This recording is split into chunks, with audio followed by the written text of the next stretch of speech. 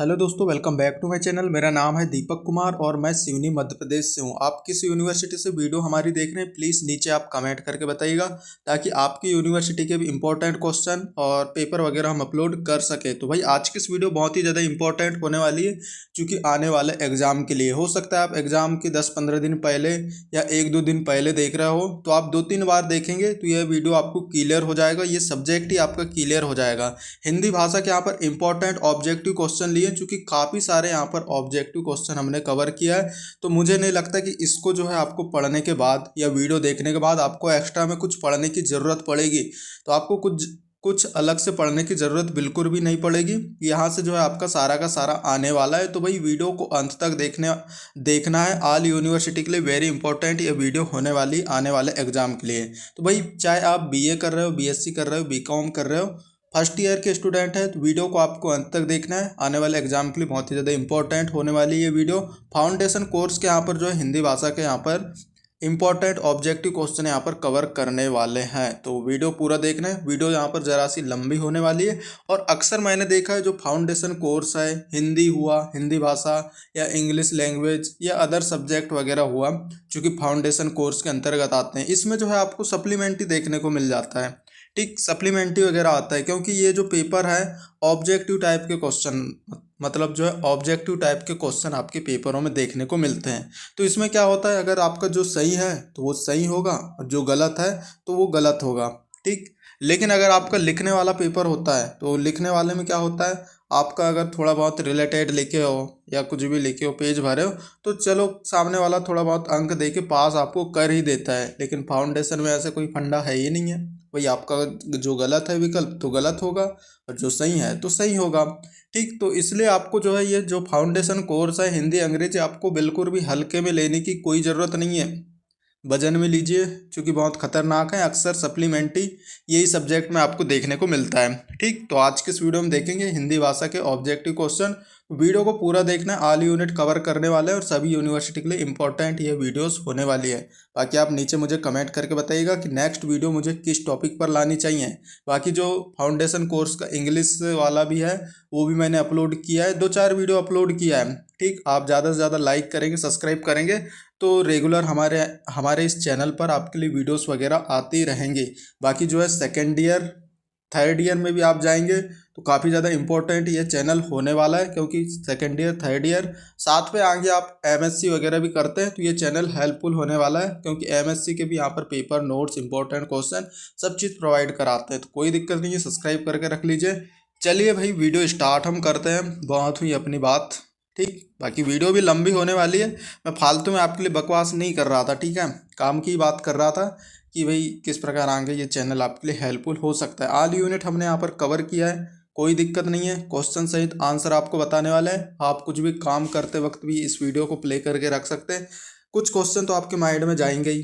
ठीक, ऐसा नहीं कि आप कुछ ना जाए। ठीक, जब गाने याद हो जाते हैं तो ये तैयार क्यों नहीं होंगे। तो आप प्ले कर लीजिएगा कोई भी आप काम करते वक्त, तो आप सुनते जाइएगा, कुछ भी तो आपके माथे में ज़रूर जाएगा। ठीक, आप पेपर से पहले 2 या 3 बार आप वीडियो देख लो, क्लियर, आपको कुछ पढ़ने की ज़रूरत बिल्कुल भी नहीं पड़ेगी। इतने सारे यहाँ पर ऑब्जेक्टिव क्वेश्चन लिया है, काफ़ी बड़ी वीडियो है, देखिए। चलिए वीडियो स्टार्ट करते हैं। सब्सक्राइब नहीं किया सब्सक्राइब कीजिए, सभी दोस्तों भाइयों को शेयर ज़रूर कर देना, एक लाइक कर देना और नीचे एक प्यारा सा कमेंट करना कि आप किस यूनिवर्सिटी से हैं और मुझे जो किस टॉपिक पर वीडियोस लानी चाहिए ये बता देना बस। चलिए शुरू करते हैं अपनी मातृभूमि, जो कि कविता है, इसको किसने लिखा है, मैथिली शरण गुप्त द्वारा इसे लिखा गया है। ठीक, जो मातृभूमि है वो एक कविता है और किसके द्वारा, जैसे यहाँ पर पूछ लिया आपको मातृभूमि के जो भी जो कविता है वो किसने लिखा था, तो मैथिली शरण गुप्त ने, इस टाइप का तो आपका आ जाता है।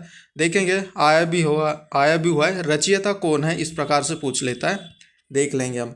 मातृभूमि कविता के रचयिता हैं, इसका करेक्ट आंसर है मैथिली शरण गुप्त, ऑप्शन एक करेक्ट आंसर। साथ में नेक्स्ट क्वेश्चन, मैथिली शरण गुप्त जी का जन्म स्थान था, तो चिरगांव उत्तर प्रदेश में इनका जन्म हुआ था, मैथिली शरण गुप्त जी का। नेक्स्ट क्वेश्चन की ओर बात करेंगे, मातृभूमि कविता में किस देश के बारे में लिखी गई है, तो भारत देश के बारे में वर्णन किया गया है मातृभूमि कविता में। नेक्स्ट यहाँ पर क्वेश्चन आ जाता है, गुप्त जी के पिता का क्या नाम था, तो रामचरण गुप्त था। Option A correct answer. Next question की ओर यहाँ पर बढ़ते हैं हम, बिल्कुल फटाफट नॉन स्टॉप यहाँ पर चलने वाले हैं हम। गुप्त जी की भाषा थी तो ब्रज भाषा थी इनकी। नेक्स्ट, मैथिली शरण गुप्त को अन्य किस नाम से जाना जाता है? दद्दा।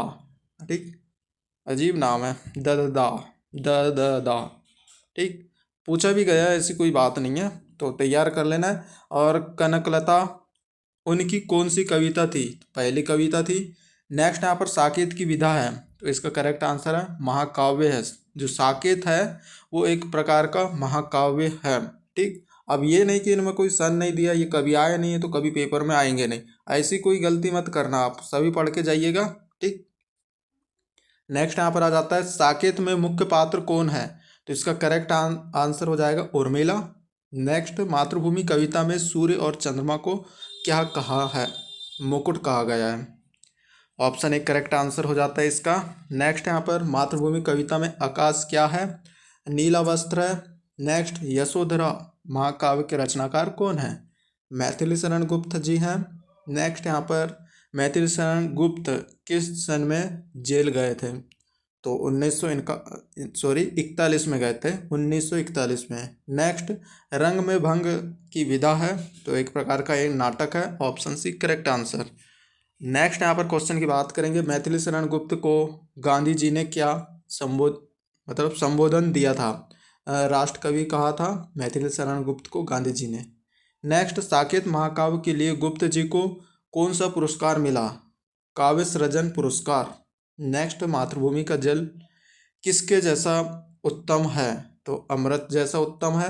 नेक्स्ट, यहाँ पर मैथिली शरण गुप्त ने पहली कविता किस भाषा में लिखी थी? तो ब्रज भाषा में लिखी थी। नेक्स्ट, मैथिली शरण गुप्त की मृत्यु किस सन में हुई? तो ये इनकी जो मृत्यु है 1964 में हुई थी। मैथिली शरण गुप्त किस भाषा में रचना करते थे? खड़ी बोली में जो है रचना करते थे। अगले प्रश्न की ओर यहाँ पर बढ़ जाते हैं हम लोग। मातृभूमि कविता में किसकी वंदना की गई है? मातृभूमि की। नेक्स्ट, मातृभूमि का आभूषण क्या है? फूल और तारे हैं। नेक्स्ट, किसकी ममतामयी गोद में कवि को मातृत्व का सुख प्राप्त होता है? तो मातृभूमि। नेक्स्ट, मातृभूमि के ऊपर जल का अभिषेक कौन करता है? बादल। अगला, मातृभूमि कविता किस युग की कविता मानी जाती है? काफ़ी ज़्यादा पूछे जाने वाला प्रश्न है इस यूनिट का। तो द्विवेदी युग की रचना मानी जाती है। ठीक, द्विवेदी युग की कविता मानी जाती है। ठीक, ऑप्शन एक correct answer. Next, Mahatma Gandhi ji ने गुप्त जी को कौन सी पदवी दी थी? तो इसका जो आंसर है, चूँकि महापुरुष यहाँ पर आएगा नहीं, इसका जो करेक्ट आंसर हो जाएगा वो हो जाएगा राष्ट्र कवि कहा था। मैथिली शरण गुप्त जी को जो महात्मा गांधी है उन्होंने राष्ट्र कवि कहा था। ऊपर भी हमने जो ये क्वेश्चन देखा था, क्योंकि यहाँ गलत टिक लगा हुआ है, तो राष्ट्र कवि इसका करेक्ट आंसर हो जाएगा। नेक्स्ट यहाँ पर आ जाता है साकेत और यशोधरा महाकाव्य के लेखक कौन है? मैथिली शरण गुप्त जी हैं। नेक्स्ट, गुप्त जी को भारत सरकार ने पद्म विभूषण से कब सम्मानित किया? तो 1954 में। मातृभूमि कविता में मातृभूमि के स्तुति के गीत कौन गाता है? पंछी गाता है। नेक्स्ट, हे मातृभूमि तू सत्य ही सगुण मूर्ति, ये पंक्ति को पूर्ण कीजिए, तो इसके जो खालिस्तान है उसमें आएगा सर्वेश। नेक्स्ट, गुप्त जी का जन्म किस सन में हुआ था? इसका करेक्ट आंसर 1886 में हुआ था। नेक्स्ट यहाँ पर बात करें, मातृभूमि का परिधान क्या है? नीला आकाश है। Option C correct answer. चलिए भाई, अब नेक्स्ट यहाँ पर बात करते हैं, मातृभूमि की मेखला क्या है? तो पर्वत है। और अगला यहाँ पर देखेंगे, मातृभूमि का मंडन या आभूषण क्या है? फूल और तारे हैं। नेक्स्ट, गुप्त जी ने अपनी कविता में किसके प्रति अपनी कृतज्ञता प्रकट कर रहे हैं? तो मातृभूमि के प्रति।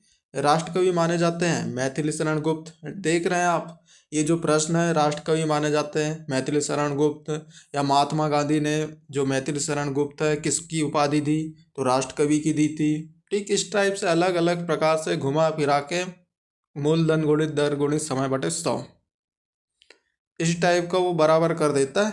तो थोड़ा सा आपको दिमाग लगाने वाली बात है इन क्वेश्चनों में बस, बाकी आपको बन जाएगा। तो थोड़ा सा आप इत्मीनान से, आराम से बिल्कुल सुनसान जगह में देखेंगे ये वीडियो, आराम से आपके माइंड में भी जाएगा, याद भी रहेगा। तो राष्ट्र कवि माने जाते हैं तो मैथिली शरण गुप्त। ठीक, जो महात्मा गांधी है उन्होंने किसकी उपाधि दिया था मैथिली शरण गुप्त जी को? राष्ट्र कवि की। नेक्स्ट यहाँ पर बात करेंगे मैथिली शरण गुप्त की रचनाएं किस पत्रिका में प्रकाशित होती थी? Correct answer Saraswati. अब ये नहीं कि आपका जो ये जो प्रश्न है आपके बस ये बीएससी या बीए या बीकॉम तक ही सीमित रहे। अगर आप नेक्स्ट कंपटीशन वगैरह में आप जाते हैं और आपका कुछ हिंदी वगैरह आ जाता है तो इससे रिलेटेड प्रश्न आ जाते हैं। ठीक, कोई भी प्रश्न आ जाते हैं। तो यहाँ पर जैसे यही प्रश्न आ गया, राष्ट्र कवि माने जाते हैं, ये ऑप्शन दे दिए अज्ञेय, मुक्तिबोध, धूमिल और मैथिली शरण गुप्त। तो इस प्रकार मैथिली शरण गुप्त सही आंसर हो जाएगा। इस टाइप का जो है ये आ सकता है, कोई दिक्कत नहीं है।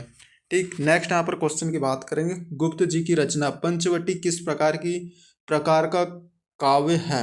तो इसका करेक्ट आंसर है खंड काव्य है। चूंकि यहाँ पर जो ऑप्शन है सभी गलत हैं तो खंड काव्य इसका करेक्ट आंसर हो जाएगा। मातृभूमि कविता में रत्नाकर शब्द किसके लिए आया है? तो समुद्र के लिए आया है। नेक्स्ट, गुप्त जी को राष्ट्रकवि की उपाधि किसने दी? ये लो, चौथी बार ये क्वेश्चन मैं देख रहा हूँ, चूंकि उलट पुलट के यहाँ पर ज़्यादा है। तो गुप्त जी को राष्ट्रकवि की उपाधि किसने दी? ठीक, या राष्ट्रकवि किसने कहा, इस प्रकार से। तो राष्ट्रकवि कौन कहलाते हैं ये भी पूछ लेता है। तो यहाँ पर जो इसकी उपाधि है गुप्त जी को राष्ट्रकवि की, वो गांधी जी ने दी थी। ठीक, ये तो आपके दिमाग में छप ही जाना चाहिए, घुमा फिरा के हर साल आपको ये क्वेश्चन पूछ ही लेता है। ठीक, नेक्स्ट यहाँ पर देखेंगे मातृभूमि का अभिषेक कौन करता है? पंछी करते हैं, option C correct. Next question है हे मातृभूमि वाक्य है साकेतवाचक। ठीक, कहाँ पहुँच गए हम? नेक्स्ट एक मिनट, हाँ ठीक, जो हमारा नेक्स्ट क्वेश्चन क्या था, हे मातृभूमि वाक्य है साकेतवाचक है। ठीक, और वही इसका जो पीडीएफ है अगर आपको चाहिए तो हमारे डिस्क्रिप्शन में टेलीग्राम व्हाट्सएप ग्रुप के लिंक दे रखा है। ठीक, डिस्क्रिप्शन एक बार चेक कर लीजिए, टेलीग्राम व्हाट्सएप ग्रुप के लिंक मिल जाएंगे, वहाँ पर पीडीएफ आपको प्रोवाइड कर दिया जाएगा, कोई दिक्कत नहीं। ठीक, नेक्स्ट यहाँ पर देखेंगे हम मातृभूमि की गणना गुणगान कौन कर रहा है? तो पंछियों का समूह। नेक्स्ट, मैथिली शरण गुप्त किस युग के कवि हैं? छायावादी युग के कवि थे भाई। नेक्स्ट यहाँ पर जैसे कि ये प्रश्न है मैथिली शरण गुप्त किस युग के कवि हैं या कवि माने जाते थे? तो छायावादी युग। इस टाइप के कंपटीशन में अक्सर आ जाते हैं। नेक्स्ट, सगुण मूर्ति सर्वेश की, सर्वेश शब्द का आशय है ईश्वर से है। नेक्स्ट, मैथिली शरण गुप्त की कौन सी कविता अफसर को याद थी? नेक्स्ट, सॉरी, इसका आंसर है ग्राम जीवन पर लिखी गई। नेक्स्ट, सागर मातृभूमि का क्या है? सागर मातृभूमि का क्या है? करधनी है। ठीक, अगला यहाँ पर प्रश्न बात करेंगे हम प्रश्न पर, मातृभूमि प्रतीक है धरती का। नेक्स्ट, मैथिली शरण गुप्त जी की जयंती किस रूप में मनाई जाती है? कवि दिवस के रूप में मनाई जाती है। ठीक, और नेक्स्ट यहाँ पर किस कवि को राष्ट्रकवि कहा जाता है? अब मैं नहीं भाई, मैं जा रहा हूँ वीडियो छोड़ के। ठीक, ये 5वीं बार हो गया और अगर पेपर में आप ये गलत करके आ गए तो दिक्कत है आपको पढ़ने में। ठीक, किस कवि को राष्ट्रकवि कहा जाता है? तो इसका करेक्ट आंसर हो जाएगा मैथिली शरण गुप्त जी को। और ये किसने कहा था? तो महात्मा गांधी जी ने कहा था। क्या कहा था? राष्ट्रकवि कहा था। उपाधि क्या मिली थी? राष्ट्रकवि की उपाधि मिली थी मैथिली शरण गुप्त जी को। ठीक, नेक्स्ट यहाँ पर देखेंगे हरियाली का खालिस्तान नई मखमल से कम है। आधार, ऑप्शन बी करेक्ट आंसर। अब देखते हैं कहीं एक आध बार और ना आ जाए वो क्वेश्चन राष्ट्रकवि वाला। नेक्स्ट, उस मातृभूमि की मिट्टी में जब पूरे सन जाएंगे, ऑप्शन बी मातृ मिट्टी आएगा सही आंसर। नेक्स्ट, कौन सी मातृभूमि की स्तुति गीत गाते हैं? कौन मातृभूमि की स्तुति गीत गाते हैं? तो पक्षियों का जो समूह है वो स्तुति गीत गाते हैं। ठीक, नेक्स्ट, कवि अपनी मातृभूमि के लिए क्या करना चाहते हैं? बलिदान करना चाहते हैं। मातृभूमि का मुकुट क्या है? सूर्य और चंद्रमा है। नेक्स्ट यहाँ पर देखेंगे नीलांबर परिधान हरित तट पर सुंदर है, पंक्ति ली गई है, मातृभूमि से ली गई है। लौट लौट कर वही मन को शांत करेगा, option A correct answer. Next, उसमें मिलते समय मृत्यु से नहीं डरेंगे, ऑप्शन बी इसका करेक्ट आंसर। नेक्स्ट यहाँ पर देखेंगे, मैथिली शरण गुप्त को आगरा विश्वविद्यालय द्वारा डी.लिट की मानद उपाधि प्रदान की गई 1938 में 48 में। Option B correct answer. कवि कैसे बड़े हुए हैं, रज में लोट लोट कर। Oh my God. Next question है, मैथिली शरण गुप्त की कविता किसने सुनाई, बड़े अफसर ने।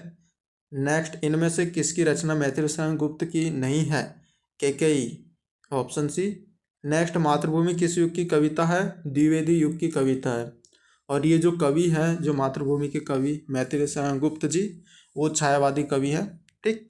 अगला यहाँ पर देखेंगे 64 नंबर का, मातृभूमि किसकी सगुण मूर्ति है, सगुण मूर्ति सर्वेश की। नेक्स्ट, गुप्त जी का प्रिय छंद कौन सा है, हरिगीति का छंद। नेक्स्ट, किसके संपर्क में आने के बाद गुप्त जी ने खड़ी बोली में रचना प्रारंभ की थी, डॉक्टर महावीर प्रसाद द्विवेदी। अगले प्रश्न की ओर यहाँ पर हम बढ़ते हैं। मैथिली शरण गुप्त का जो प्रथम काव्य संग्रह है वो रंग में भंग है। नेक्स्ट, मातृभूमि का परिधान है नीला आकाश। नेक्स्ट, निम्नलिखित में से किसे राष्ट्रकवि की उपाधि दी गई है। अब मैं क्या बोलूँ अब। ठीक, तो यहाँ पर करेक्ट आंसर मैथिली शरण गुप्त आएगा। चूँकि अब ये मैं काउंट करते आ रहा हूँ, 6 से 7 बार हो गए ये प्रश्न बार बार रिपीट होते हुए, और आया भी है। ठीक, घुमा फिरा के आया है, तो ये क्वेश्चन को तो याद ही कर लेना भाई।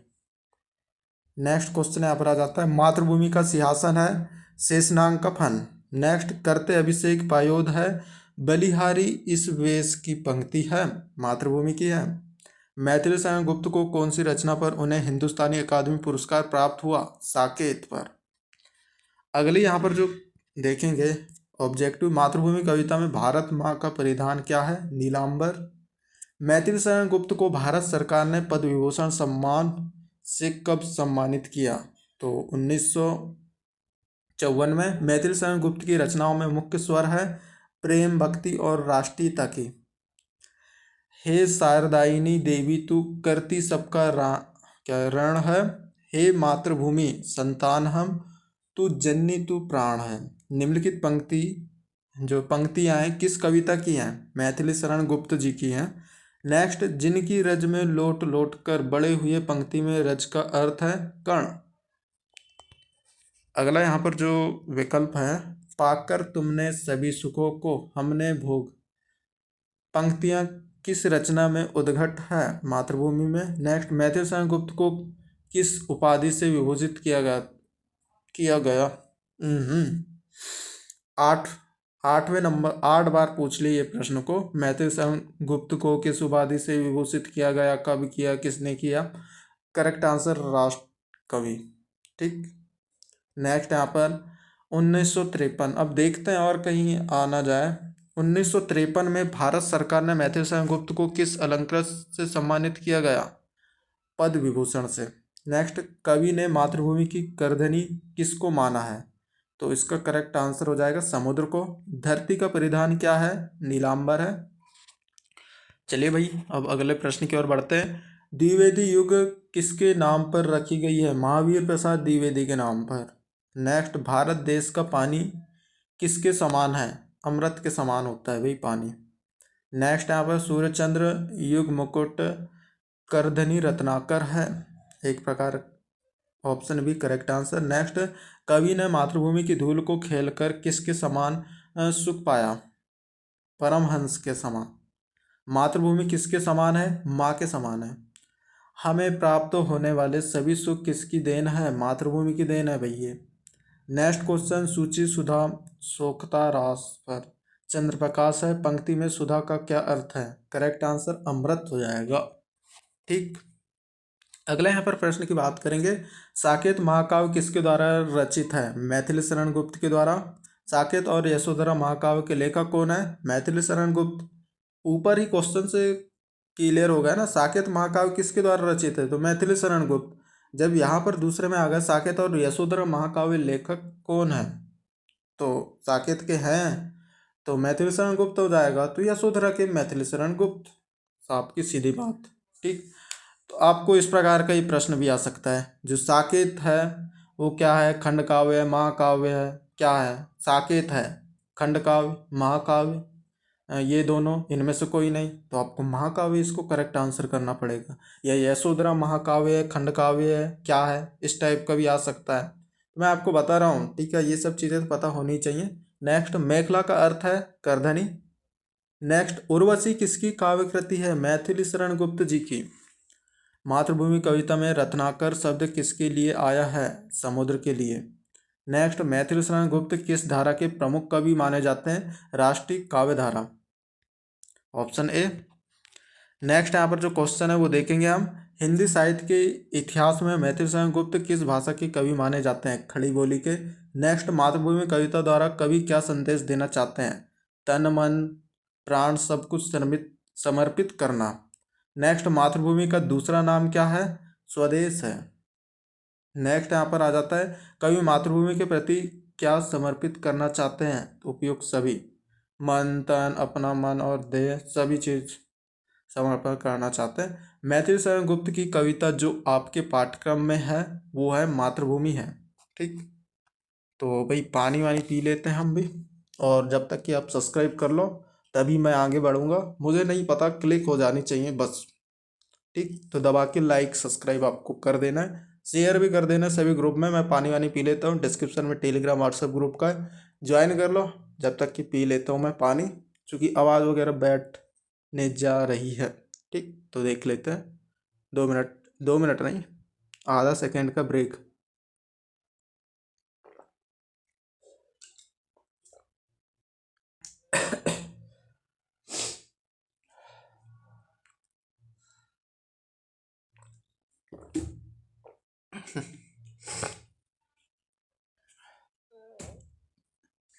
तो चलो भाई, अब थोड़ी बहुत एनर्जी आ गई। उम्मीद करता हूँ आप सब्सक्राइब कर लिए होंगे और लाइक भी कर दिए होंगे, और डिस्क्रिप्शन में टेलीग्राम ग्रुप था वो भी ज्वाइन कर लिए होंगे ये पीडीएफ के लिए। चलिए अब नेक्स्ट बात करते हैं क्वेश्चन की ओर। चूँकि यहाँ पर शतरंज के खिलाड़ी कहानी अब आ जाती है हमारे नेक्स्ट जो पाठ है या अध्याय है, जो भी आप समझे। तो शतरंज के खिलाड़ी चूँकि एक कहानी है, किसके द्वारा लिखी गई है? प्रेमचंद जी के द्वारा लिखी गई है। मुंशी प्रेमचंद जी के द्वारा ये कहानी लिखी गई है। तो देखेंगे, ठीक, जो आपके ये जो आपके अध्याय रहते हैं या पाठ रहते हैं, इनके जो कवि हैं या कहानीकार हैं या लेखक हैं, जो भी हैं, आपको याद रहनी चाहिए। पूछ लेता है अक्सर, पहला प्रश्न तो यही रहता है, पहला दूसरा प्रश्न देख लेंगे हम। शतरंज के खिलाड़ी की विधा क्या है? तो ये एक प्रकार की कहानी है। ठीक, ये तो आपको याद रखना ही है। शतरंज के खिलाड़ी किस लेखक की कहानी है? कहानी के कहानीकार कौन है? काफ़ी ज़्यादा पूछा गया है। Correct answer Munshi Premchand. Next, इस कहानी का समय था वाजिद अली शाह का। नेक्स्ट, सजाद अली के मित्र का नाम क्या था भाई? मीर साहब। ठीक, नवाब साहब को किसने कैद किया था? तो अंग्रेजों ने कैद किया था, ऑप्शन ए करेक्ट आंसर। अब यहाँ पर नेक्स्ट देखेंगे, प्रेमचंद का जन्म कहाँ हुआ था? लम्ही में हुआ था, ऑप्शन ए करेक्ट। प्रेमचंद का जन्म कब हुआ था? तो 31 जुलाई 1880 में। ठीक, कब हुआ था, कहाँ हुआ था, इनके पिता का नाम क्या था, इसकी वाइफ का नाम क्या था, कितने बच्चे थे, कहाँ पैदा हुए, सब चीज़ पूछता है, तो सब चीज़ तैयार कर लेना। ठीक, प्रेमचंद के पिता का क्या नाम था? ये देखो, अजायब राय। ठीक, नेक्स्ट यहाँ पर देखेंगे, प्रेमचंद किस पत्रिका के संपादक रहे? मर्यादा। नेक्स्ट, सेवा सदन की विधा है, उपन्यास। बूढ़ी काकी क्या है? एक प्रकार की कहानी है। प्रेमचंद की मृत्यु कब हुई?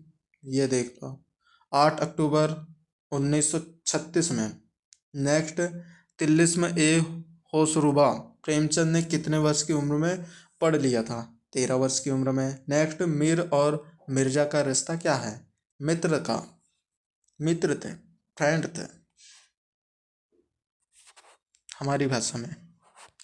नेक्स्ट यहाँ पर देखेंगे, पिनक का अर्थ क्या है? नशा करना। मिर्जा ने अपनी बेगम को किसकी कसम दी थी? हजरत हुसैन की। नेक्स्ट, बेगम के सरदर्द होने पर मिर्जा घर के भीतर क्यों नहीं आए? शतरंज खेलने के कारण। नेक्स्ट, किसकी बेगम को सिरदर्द की परेशानी हुई? मिर्जा की। वाजिद अली शाह के समय लखनऊ का माहौल कैसा था? विलासितापूर्ण। कफन किसकी कहानी है? मुंशी प्रेमचंद की। नेक्स्ट, मीर और मिर्जा अपनी किस प्रवृत्ति के कारण इतने शतरंज प्रेमी थे? विलासी प्रवृत्ति के कारण।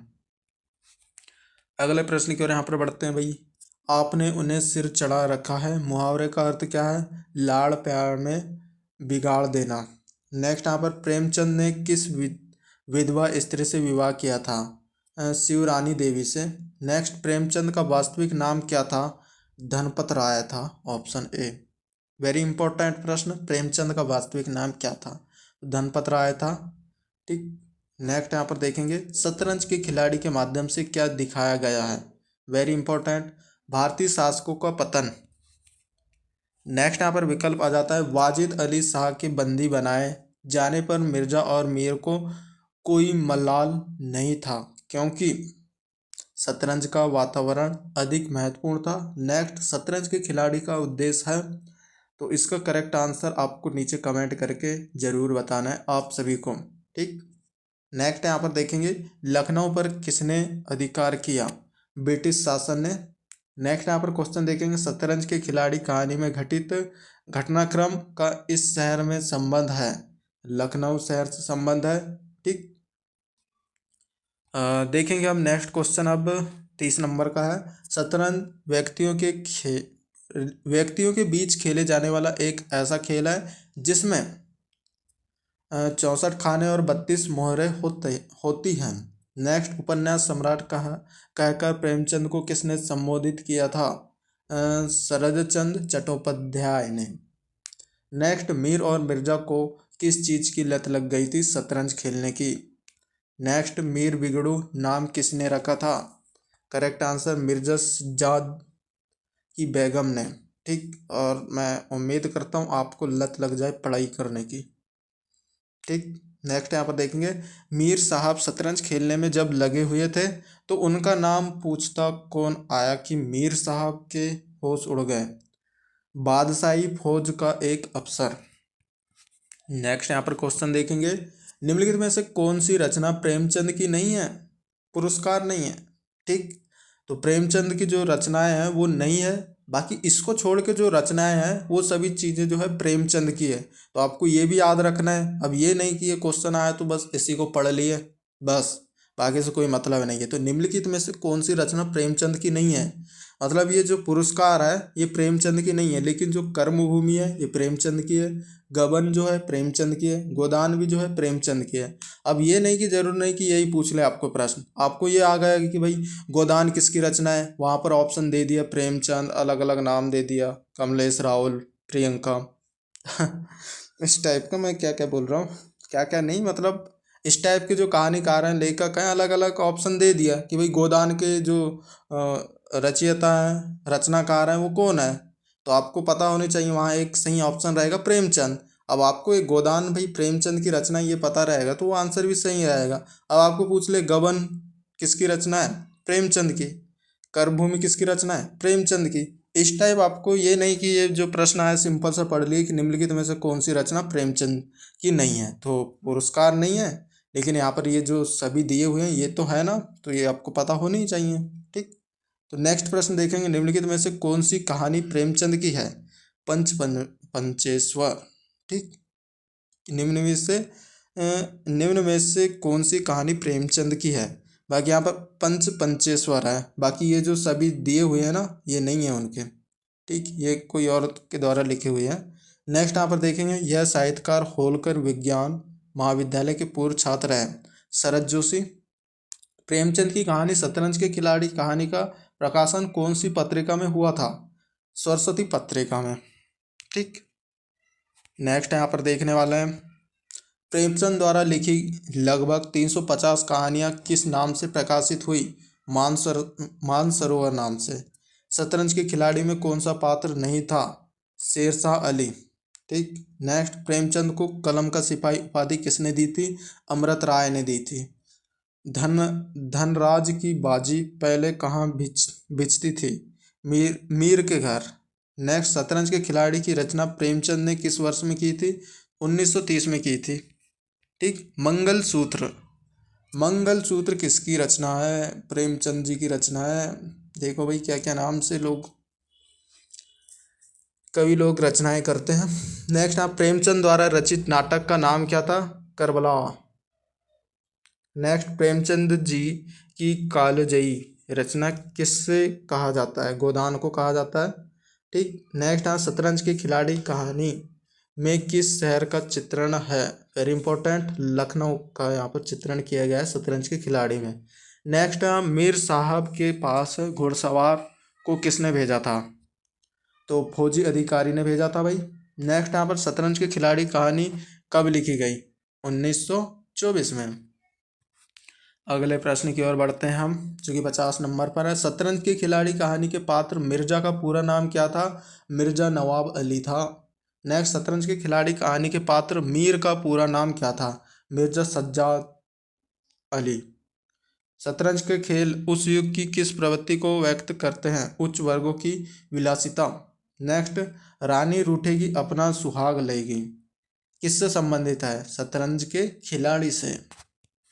अगले प्रश्न की ओर यहाँ पर हम बढ़ते हैं। नवाब वाजिद अली शाह का राज्य कहाँ था? अवध में था। नेक्स्ट, शतरंज के खिलाड़ी कहानी की विशेषता है बोलचाल की भाषा। नेक्स्ट, आलसियों की यथार्थ पर पकड़ हमेशा मजबूत रहती, यह कथन लिखा गया है शतरंज के खिलाड़ी कहानी से। नेक्स्ट, शतरंज के खिलाड़ी के प्रमुख पात्र हैं मिर्जा और मीरा। नेक्स्ट, शतरंज के खिलाड़ी कहानी में कौन से समाज का उल्लेख किया गया? कुलीन समाज। ठीक। अगले प्रश्न की ओर यहाँ पर हम बढ़ते हैं। इतनी लोग खुदा से लगाते तो वली हो जाते में लो शब्द का क्या अर्थ है? ईश्वर से संबंध है। नेक्स्ट, मीर और मिर्जा ने किस नदी के किनारे शतरंज खेलने का निर्णय लिया? गोमती नदी के किनारे। शतरंज के खिलाड़ी का क्या उद्देश्य था? सचेत करना था। ठीक। नेक्स्ट, मिर्जा और मीरा अधिकांश समय क्या करने में व्यतीत करते थे? शतरंज खेलने में। नेक्स्ट, अंग्रेजी सेना का लखनऊ में प्रवेश करने का कारण था? लखनऊ पर अधिकार करने के लिए। उपन्यास सम्राट किसे कहा जाता है? वेरी वेरी इंपॉर्टेंट प्रश्न है। प्रेमचंद जी को उपन्यास सम्राट के नाम से जाना जाता है। ठीक। नेक्स्ट यहाँ पर देखेंगे, मीर और मिर्जा पात्र किस कहानी से संबंधित है? शतरंज के खेल से। मीर और मिर्जा किस वर्ग से संबंधित है? उच्च कुलीन वर्ग से। हंस पत्रिका का प्रकाशन किसने आरंभ किया था? करेक्ट आंसर हो जाएगा मुंशी प्रेमचंद ने। नेक्स्ट, प्रेमचंद जी की पत्नी का नाम क्या था? शिवरानी देवी। मुंशी प्रेमचंद आरंभ में किस भाषा में कहानी लिखे थे? उर्दू में लिखते थे ये भाई। अगले यहाँ पर प्रश्न की ओर बात करेंगे। शतरंज का खेल मीर और मिर्जा की किस प्रवृत्ति को दिखाता है? विलासिता को।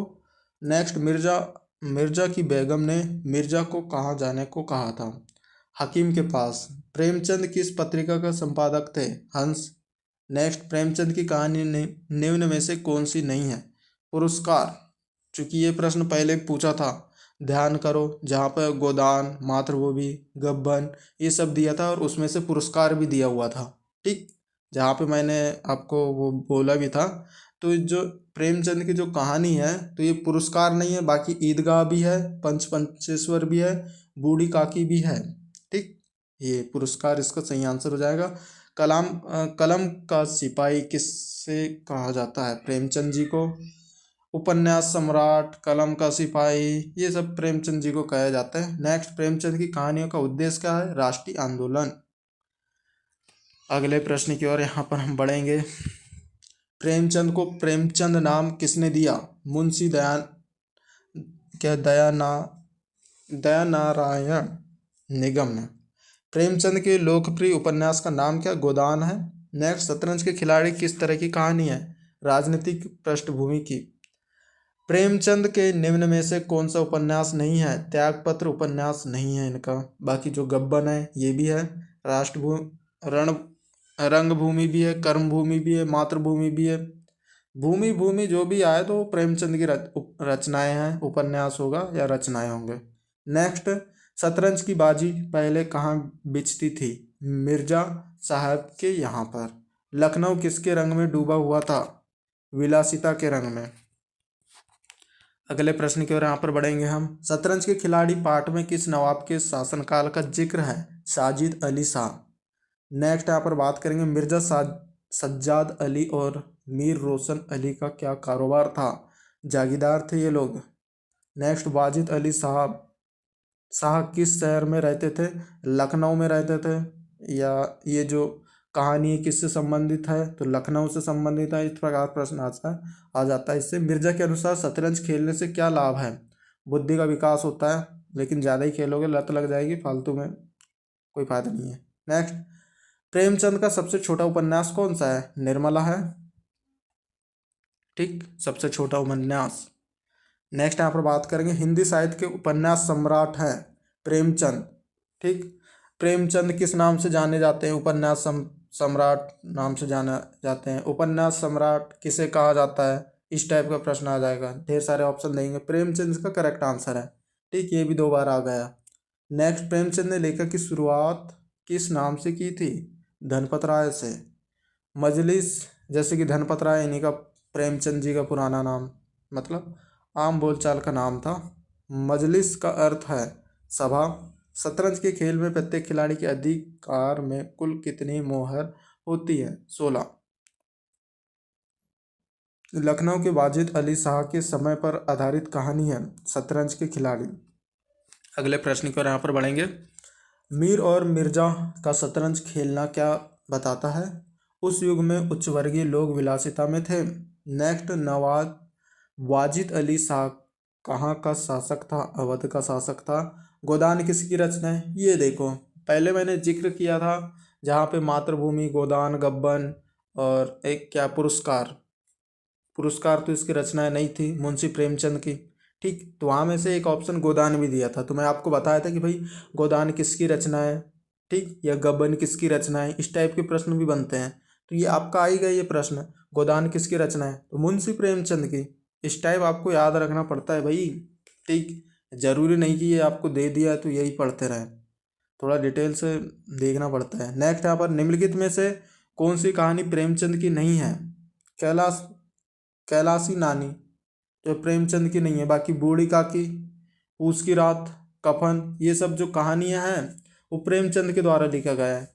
या मान लो ये प्रश्न इसके बदले में दे देता आपका कि भाई बूढ़ी काकी किसकी रचना है, यहाँ पर ये जो ऑप्शन है सेम ऑप्शन रहते हैं। 1 मिनट, फिर से मैं आपको बताता हूँ, ये क्वेश्चन यहाँ पर दे देता, ऐसा देता कि कहाँ जो ये इसको दे देता, समझ लो बूढ़ी काकी किसकी रचना है, तो यहाँ पे ये भी ऑप्शन रहता, ये भी रहता, ये भी रहता, ये भी रहता, तो आपका जो मुंशी प्रेमचंद है वो करेक्ट आंसर हो जाता। या आपको पूछ लेता कि भाई क्या पूसे की रात किसकी रचना है, ये सभी ऑप्शन रहते हैं, तो यहाँ पर जो मुंशी प्रेमचंद है वो सही आंसर होता। कफन में भी वैसे ही। तो इस प्रकार आप भी समझदार हैं फिर, ठीक। निम्नलिखित में से कौन सी कहानी प्रेमचंद की नहीं है? तो कैलाशी नानी नहीं है, बाकी सभी हैं, ठीक। बूढ़ी काकी भी है।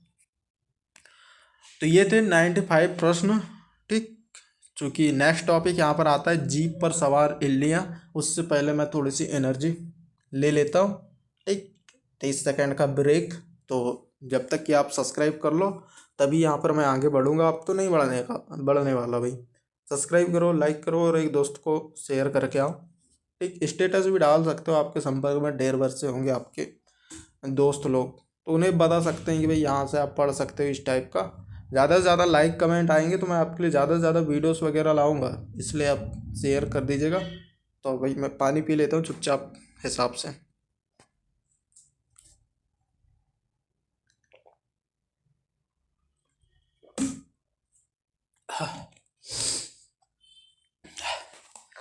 मेरा ये मतलब है कि भाई आपको एक वीडियो में जो ऑल यूनिट है वो सभी के सभी कवर हो जाए, बाकी आपको आधी अधूरी मैं यूनिट नहीं पढ़ाऊँगा आपको, नहीं तो ढूंढने में कई लोगों को भाई इसका अगला वाला पार्ट कहाँ मिलेगा, अगला वाला पार्ट लोगों को देखते ही नहीं आता। ऐसे भी सब्सक्राइबर हैं हमारे, तो ऐसी गलती नहीं करूँगा, इसलिए मैं long live non stop video बनाता हूँ। भले ही थक जाऊँ आराम से बनाओ, लेकिन लंबी वीडियो चलने दो।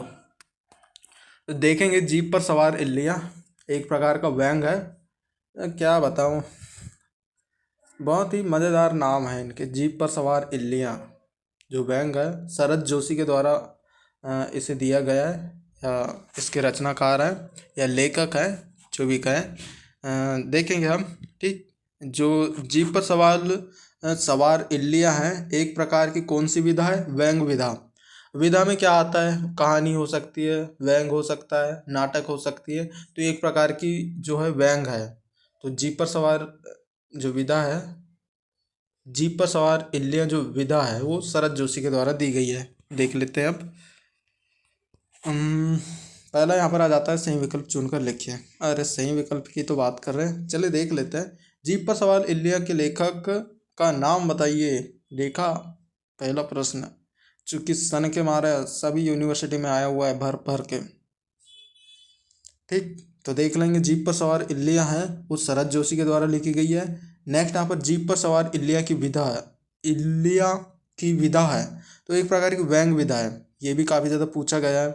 जीप पर कितनी इल्लियाँ सवार थी? हे भगवान, जीप पर सवार इल्लियाँ, 3 सवार इल्लियाँ थी। जो जीप पर है वो 3 इल्लियाँ सवार थी। ठीक, नेक्स्ट यहाँ पर जो क्वेश्चन है, अफसर ने किसकी कविता सुनाई? मैथिली शरण गुप्त की। ठीक, नेक्स्ट यहाँ पर चक्कलस पुरस्कार से किस किस साहित्यकार को सम्मानित किया गया? शरद जोशी जी को। नेक्स्ट, अखबारों में किसकी तस्वीर छपी थी? इल्ली की। शरद जोशी के लेखक की मुख्य विधा कौन सी है? व्यंग विधा है। अंधों का हाथी की विधा कौन सी है? नाटक है। शरद जोशी की उपन्यास है केवल में।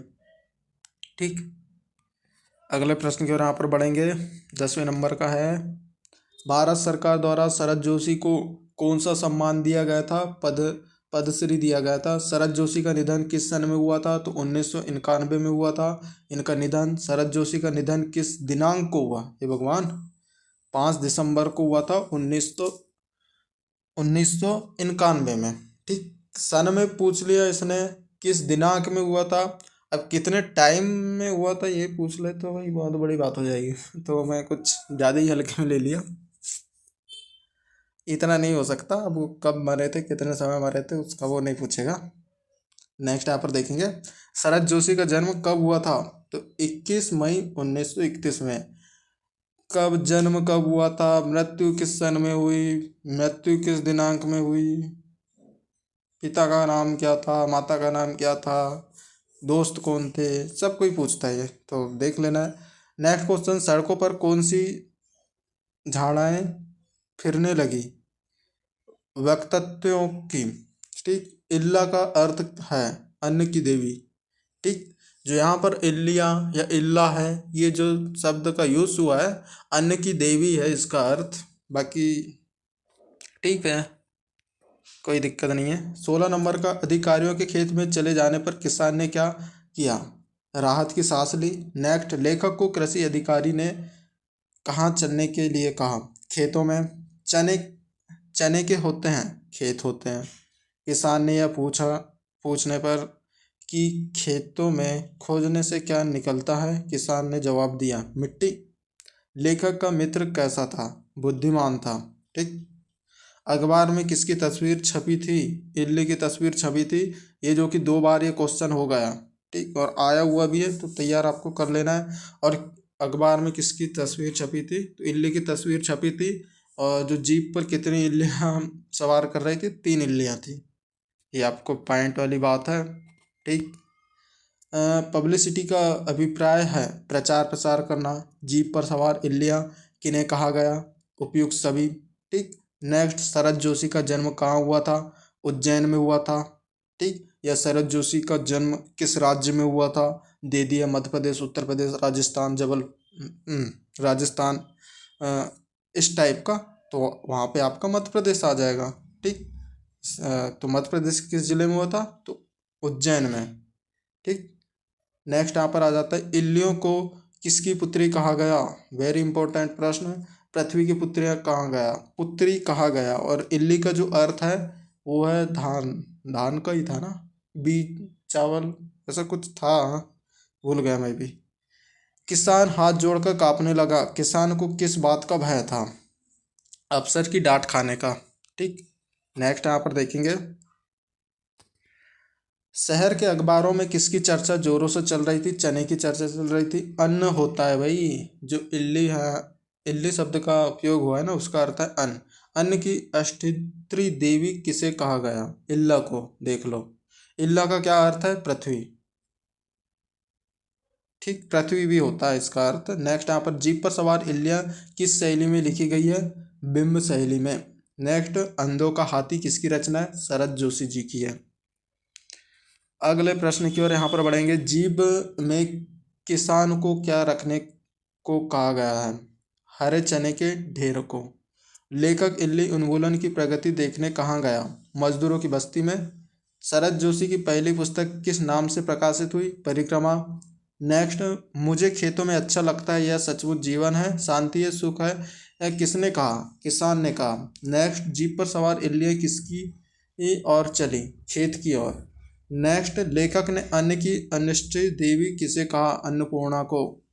नेक्स्ट, जीप पर सवार इल्लियां में शरद जी ने किस पर व्यंग किया? नौकरशाही तथा लाल फीतशाही फीताशाही। ठीक। उन्मूलन का अर्थ है रोपित करना। बड़े अफसर ने व्यंग्यकार को मैथिली सेन गुप्त की कौन सी कविता सुनाई? ग्राम जीवन पर लिखी।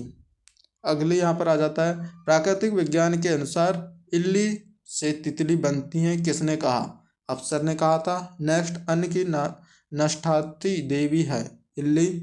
नेक्स्ट, शरद जोशी का जन्म किस प्रदेश में हुआ था? देख लो भाई।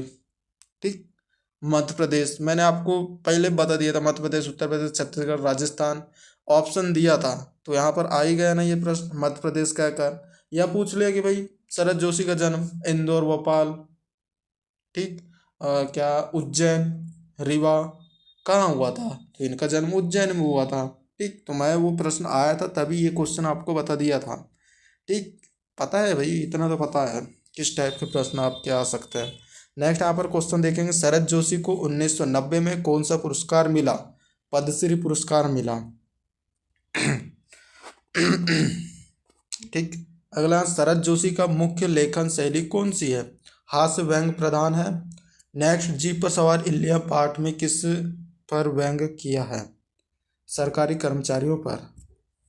यत्र तत्र सर्वत्र किसकी रचना है? शरद जोशी जी की है। नेक्स्ट, अखबारों में किसकी चर्चा हो रही थी? इल्लियों की। 3 बार ये प्रश्न आ गया। ठीक, तैयार कर लेना है आपको। नेक्स्ट यहाँ पर देखेंगे हम, एकदम मित्र कैसा होना चाहिए? बुद्धिमान होनी चाहिए। नेक्स्ट, किसान हाथ जोड़कर कांपने लगा, किसान को किसका भय था? खेत उजड़ जाने का। नेक्स्ट यहाँ पर आता है, मुझे खेतों में अच्छा लगता है, यह सचमुच जीवन में शांति है, सुख है, किसने कहा? किसान ने कहा था। नेक्स्ट, यत्र तत्र सर्वथा किसकी रचना है? शरद जोशी की। क्योंकि ये प्रश्न ऊपर भी आया था, अभी कुछ 2-3 नहीं, कम से कम 4 से 5 प्रश्न ऊपर आया था, तो देख लेना है भाई, बार बार रिपीट होते हैं क्वेश्चन हर यूनिवर्सिटी में। मालगुडी डेज धारावाहिक के लेखक कौन है? तो इसका करेक्ट आंसर आ जाएगा श्री आर के नारायण। ठीक, यहाँ पर जो ऑप्शन है सभी के सभी गलत हैं, तो करेक्ट आंसर यहाँ पर आपका दिया हुआ है श्री आर के नारायण। नेक्स्ट यहाँ पर आ जाता है, विक्रम बेताल धारावाहिक के रचयिता हैं शरद जोशी। अगले प्रश्न की ओर यहाँ पर बढ़ेंगे हम। जीप पर सवार इल्लियां किससे कहा गया? उपयुक्त सभी। नेक्स्ट, भारत सरकार द्वारा शरद जोशी को कौन सा सम्मान दिया गया? पद्मश्री का सम्मान दिया गया। बड़े अधिकारी को किस कवि की कविता याद थी? मैथिली शरण गुप्त की।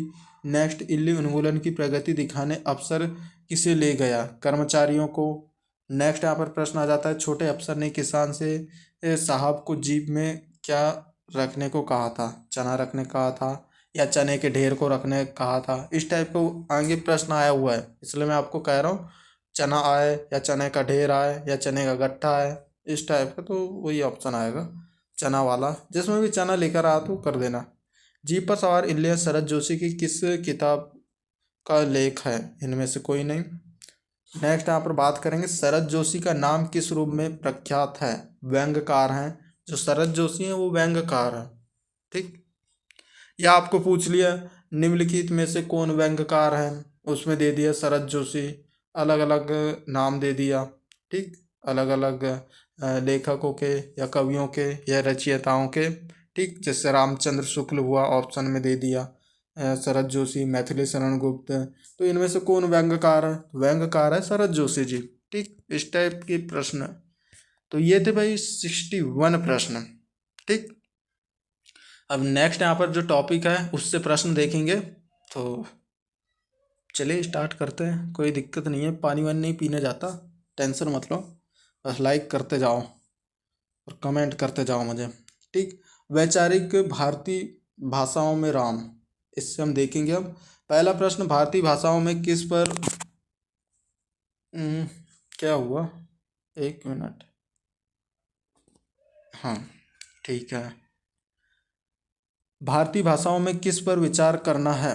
तो इसका करेक्ट आंसर यहाँ पर हो जाएगा श्री राम पर, ठीक। नेक्स्ट, श्री राम के वनवास की अवधि क्या थी? 14 वर्ष थी। श्री राम के पिता का क्या नाम था? दशरथ था। नेक्स्ट, भारतीय भाषाओं में श्री राम पर आधारित प्रसिद्ध महाकाव्य का नाम क्या है? रामचरितमानस।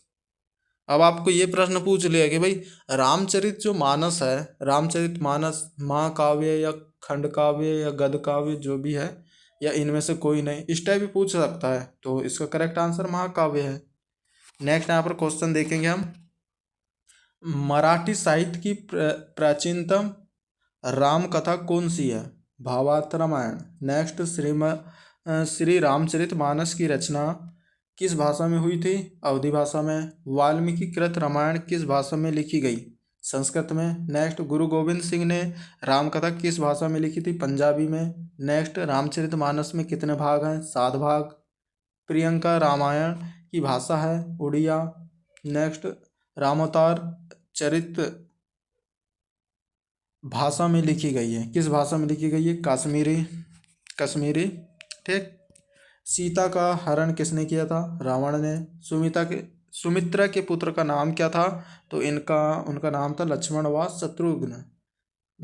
रामचंद्रिका किसकी रचना है? सेनापति की। नेक्स्ट, रामचरितमानस के रचयिता कौन है? तुलसीदास। रामचरितमानस, ठीक। अब यहाँ पर नेक्स्ट हो जाएगा, भगवान राम किसके अवतार थे? विष्णु के।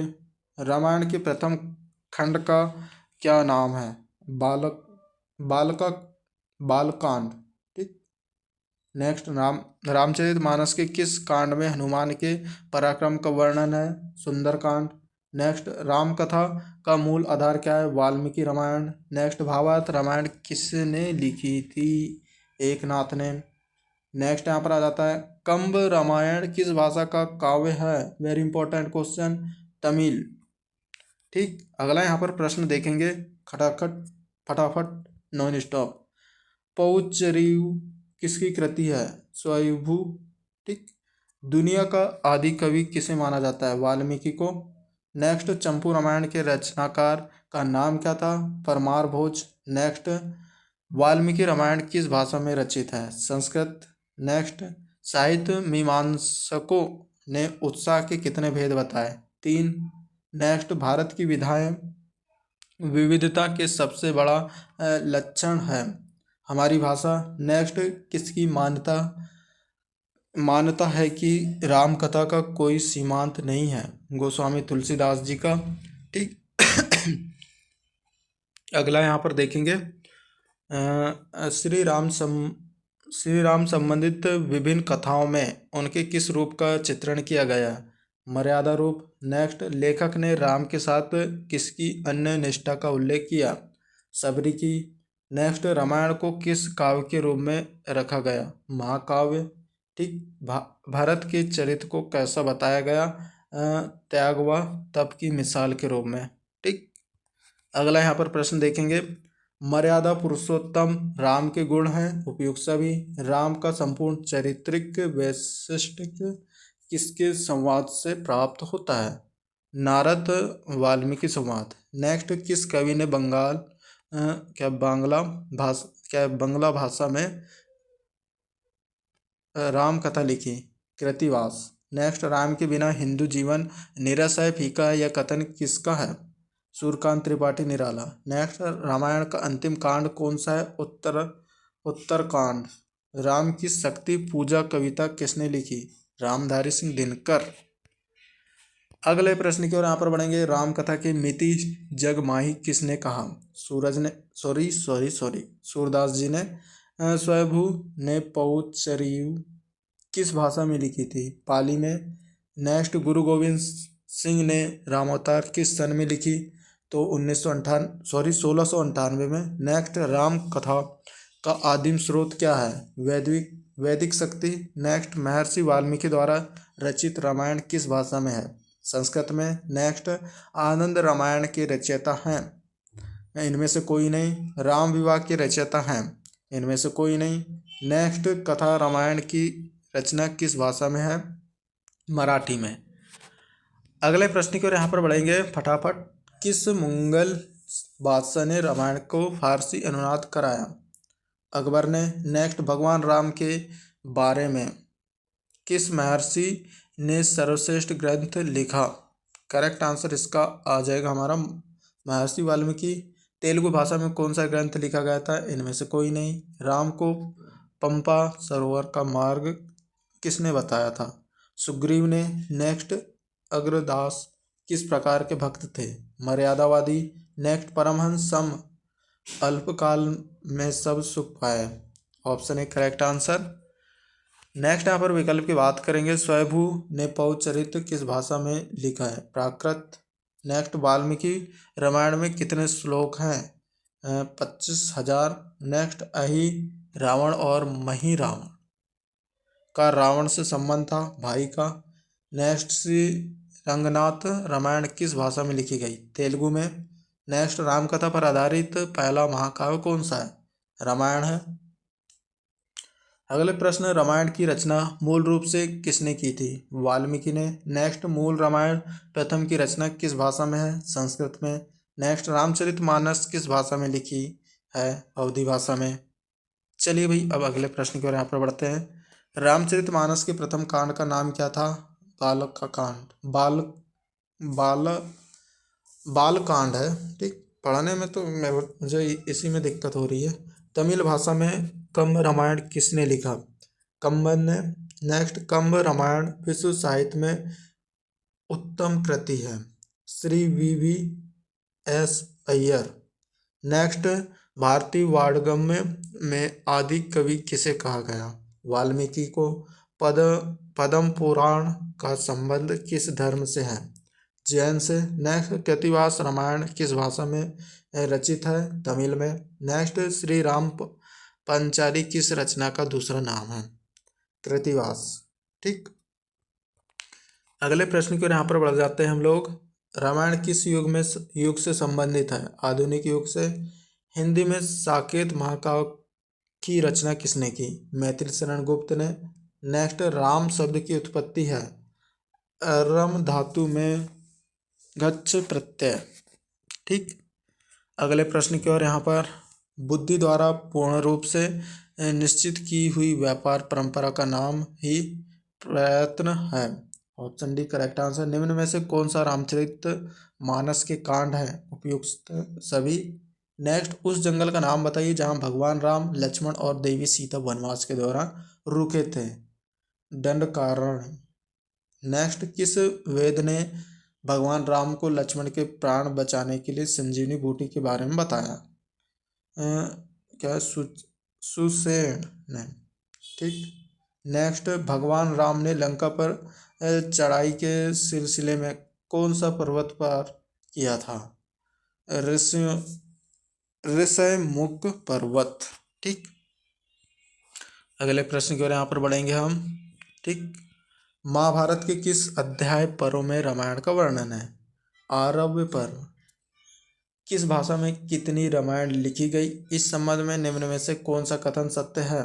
मराठी में 8। अनामक जातक किस परंपरा का ग्रंथ है? बौद्ध। राम कथा में सीता को और किस नाम से जाना जाता है? जानकी। नेक्स्ट, मानवीय चेतना के उदात्त मूल्यों का सर्जन किसके मूल में है? राम कथा। ठीक, नेक्स्ट अब यहाँ पर टॉपिक आ जाता है हमारा उत्साह।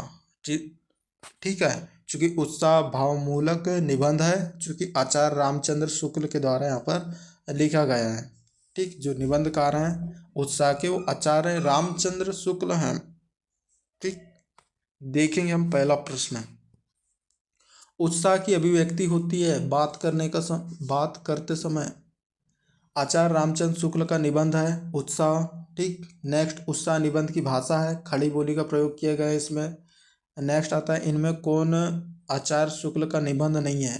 बुद्ध चरित इनका निबंध नहीं है, बाकी सब है।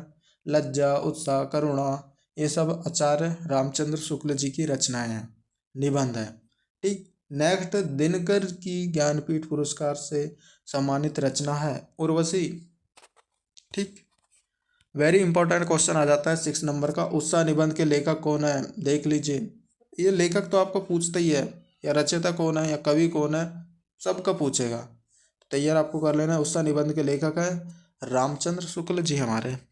ठीक, नेक्स्ट यहाँ पर क्वेश्चन देखेंगे, साहसपूर्ण आनंद का उमंग का नाम क्या है, उत्साह है।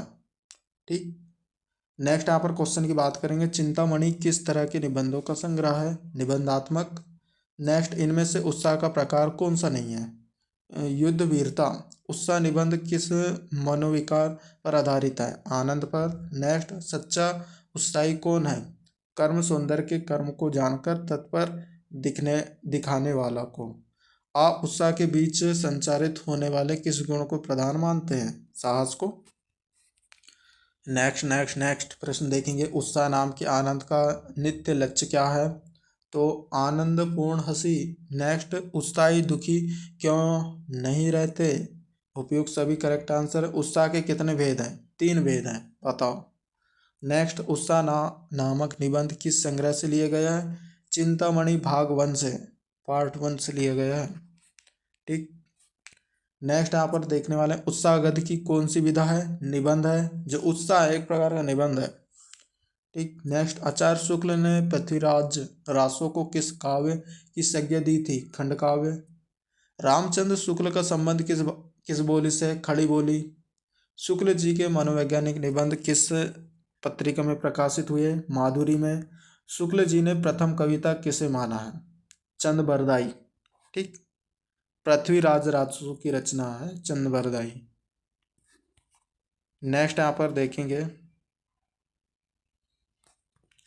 उत्साह किस प्रकार का निबंध है, मनोवैचारिक संबंधी। नेक्स्ट कर्म और फल की मिली जुली अनुभूति है उत्साह। नेक्स्ट उत्साह कौन उत्पन्न करता है, कर्म भावना। भय और उत्साह काल में समानता बोध अवयव किसको मानेंगे, कठिन परिस्थिति। नेक्स्ट आचार्य रामचंद्र शुक्ल का जन्म कहाँ हुआ था, बस्ती उत्तर प्रदेश में हुआ था। ठीक, अगला प्रश्न यहाँ पर हम देखने वाले हैं, कर्म में आनंद अनुभव करने को क्या कहते हैं, कर्तव्यनिष्ठ। आचार्य रामचंद्र शुक्ल किस विधा के लेखक हैं, करेक्ट आंसर ऑप्शन ए और बी दोनों सही हैं, क्योंकि ये निबंध भी लिखे हैं और आलोचना भी करते हैं। ठीक, तो ए बी, तो ऑप्शन डी करेक्ट आंसर हो जाएगा। नेक्स्ट यहाँ पर उत्साह क्या है, उपयुक्त सभी है। चिंतामणि किसका निबंध संग्रह है, आचार्य रामचंद्र शुक्ल जी का। उत्साह के भेद किस आधार पर किए जाते हैं, कष्ट के आधार पर। अगले प्रश्न की ओर यहाँ पर हम बढ़ेंगे, निम्नलिखित में से कौन सी रचना आचार्य रामचंद्र शुक्ल की नहीं है, गोदान नहीं है, बाकी जो ये सभी रचनाएं रामचंद्र शुक्ल जी की हैं। भारतीय संस्कृति में पहला पुरुषार्थ कौन सा है, धर्म। नेक्स्ट उत्साह नामक निबंध की भाषा कैसी है, खड़ी बोली का प्रयोग किया गया है इसमें। उत्साह किसके बिना अपूर्ण रहता है, कर्म के। कौन सी भावना उत्साह को उत्पन्न करती है, कर्म को। नेक्स्ट कर्म के अनुष्ठान में जो आनंद होता है उसके विधान का रूप है, उपयुक्त सभी। ठीक, नेक्स्ट यहाँ पर क्वेश्चन देखेंगे हम, उत्साह की गिनती होती है अच्छे गुणों में। नेक्स्ट हिंदी साहित्य का इतिहास किस प्रकार का ग्रंथ है, आलोचनात्मक। नेक्स्ट आचार्य रामचंद्र शुक्ल का जन्म स्थान है, अगोना। नेक्स्ट कौन सी रचना दिनकर जी की नहीं है, साकेत। ठीक, नेक्स्ट किस रचना को अपने काल में विश्व की 100 श्रेष्ठ रचनाओं में स्थान प्राप्त हुआ, कुरुक्षेत्र को। ठीक, अगला यहाँ पर प्रश्न आ जाता है, कर्म के अनुष्ठान में जो आनंद होता है उसका विधान कितने रूपों में दिखाया है, 2। ठीक, जहाँ जाना कठिन है उसे कहते हैं दुर्गम। नेक्स्ट यहाँ पर आचार्य रामचंद्र शुक्ल का निबंध संग्रह कौन सा है? चिंतामणि। ठीक। नेक्स्ट, शुक्ल जी ने प्रथम कविता किसे माना है? चंद को। नेक्स्ट प्रश्न आ जाता है, उत्साह रामचंद्र शुक्ल के कौन से निबंध संग्रह में लिया गया है? चिंतामणि में। नेक्स्ट, हिंदी साहित्य का इतिहास को कितने वर्गों में बांटा गया है? 4। नेक्स्ट, दुख के वर्ग में जो स्थान भय का है वही स्थान आनंद वर्ग में उत्साह का है। ऑप्शन सी करेक्ट आंसर हो जाएगा। नेक्स्ट यहाँ पर प्रश्न आ जाता है, बिना बेहोशी हुए भारी फोड़ा चिराने को क्या कहा जाएगा? साहस। नेक्स्ट, कर्म और आनंद अनुभव करने वालों का नाम ही कर्मण्य क्या कर्मण है। यह कथन निम्न में से किसका है? आचार्य रामचंद्र शुक्ल। नेक्स्ट, उत्साह निबंध है एक प्रकार का ललित निबंध। और जिस भी भाई बहन ने अभी तक सब्सक्राइब नहीं किया तो प्लीज़ सब्सक्राइब कीजिए। डिस्क्रिप्शन में हमारे टेलीग्राम, व्हाट्सअप और इंस्टाग्राम का लिंक है, तो आप हमें जो है फॉलो कर सकते हैं। ठीक। और काफ़ी सारे आपको बच्चे मिल जाएंगे, आपके दोस्त भाई मिल जाएंगे। ठीक। तो सब्सक्राइब जरूर कीजिएगा और लाइक जिसने भी नहीं किया तो प्लीज़ एक लाइक ठोको, सब्सक्राइब करो, सभी दोस्तों को शेयर करो। ठीक। शेयर हो जानी चाहिए बस, कोई दिक्कत नहीं है। नीचे आप कमेंट करके बता सकते हैं कि मुझे जो है किस टॉपिक पर वीडियोस लाना है, आप किस यूनिवर्सिटी से वीडियो देख रहे हैं। ठीक। लाइक सब्सक्राइब करने का ज़रूर। ठीक। आपके लिए तो यहाँ पर मेहनत कर रहे हैं, जितने ज़्यादा आपकी प्रतिक्रियाएं आएंगी लाइक सब्सक्राइब कमेंट की, उस हिसाब से हम लोग वीडियोस लाएंगे, वरना हम तो वीडियो बनाते ही हैं। चलेंगे नेक्स्ट टॉपिक यहाँ पर बात करेंगे, चूँकि रामधारी सिंह दिनकर जी की हैं। भारत एक है एक प्रकार की संस्कृति है, रामधारी सिंह दिनकर जी के द्वारा यहाँ पर लिखा गया है। लेखक हैं रामधारी सिंह दिनकर। देखेंगे हम एक प्रकार का ये जो निबंध है किसके द्वारा लिखा गया है? रामधारी सिंह दिनकर जी के द्वारा। तो चलिए भाई क्वेश्चन आंसर की ओर बढ़ता है। भारत एक है निबंध के लेखक कौन है? लेखक है रामधारी सिंह दिनकर हैं। ठीक। हमारे संविधान ने आज तक कितनी भाषाओं को राजभाषा का दर्जा दिया? 22। नेक्स्ट, प्रत्येक नागरिक के रहन सहन का प्रभाव पड़ता है विचारों पर। नेक्स्ट, विविधता का सबसे बड़ा लक्ष्य है हमारी भाषा। अगले प्रश्न की ओर यहाँ पर बढ़ेंगे हम। 5वां प्रश्न, भारतीयों को एक रखने के मूल में मुख्य कारण है सांस्कृतिक एकता। भारत एक है निबंध दिनकर जी के किस ग्रंथ में लिखा गया है? हमारी सांस्कृतिक एकता। धरती की रूपरेखा और जलवायु का प्रभाव उस पर बसने वाले लोगों पर कहाँ पड़ता है? करेक्ट आंसर शरीर और मस्तिष्क दोनों पर। नदियों और पठारों में रहने वाले लोग कैसे हो जाते हैं? किसान तबीयत के। Option 1 correct answer. अगला यहाँ पर प्रश्न की बात करेंगे हम, इनमें से कौन सी रचना दिनकर जी की नहीं है? राम की शक्ति पूजा, ये दिनकर जी की नहीं है। बाकी आपको पूछ लिया रेणुका के रचयिता कौन है या रचनाकार कौन है? ऑप्शन में दे दिया भाई सुमित्रा नंदन पंत। ठीक है। और शरद जोशी, प्रेमचंद, अलग अलग, और वहाँ पर एक दिनकर जी भी दे दिया। तो दिनकर जी की आपको रचना पता है रेणुका। तो अब यहाँ पर जो प्रश्न है इनमें से कौन सी रचना दिनकर जी की नहीं है? तो राम की शक्ति पूजा ये नहीं है, लेकिन जो है रेणुका, बापू, परशुराम की प्रतीक्षा, ये सब आपको याद कर लेना है कि दिनकर जी की ये रचनाएं हैं। ठीक। आगे हो सकता है प्रश्न भी आया हो कि भाई रेणुका के रचयिता दिनकर जी हैं।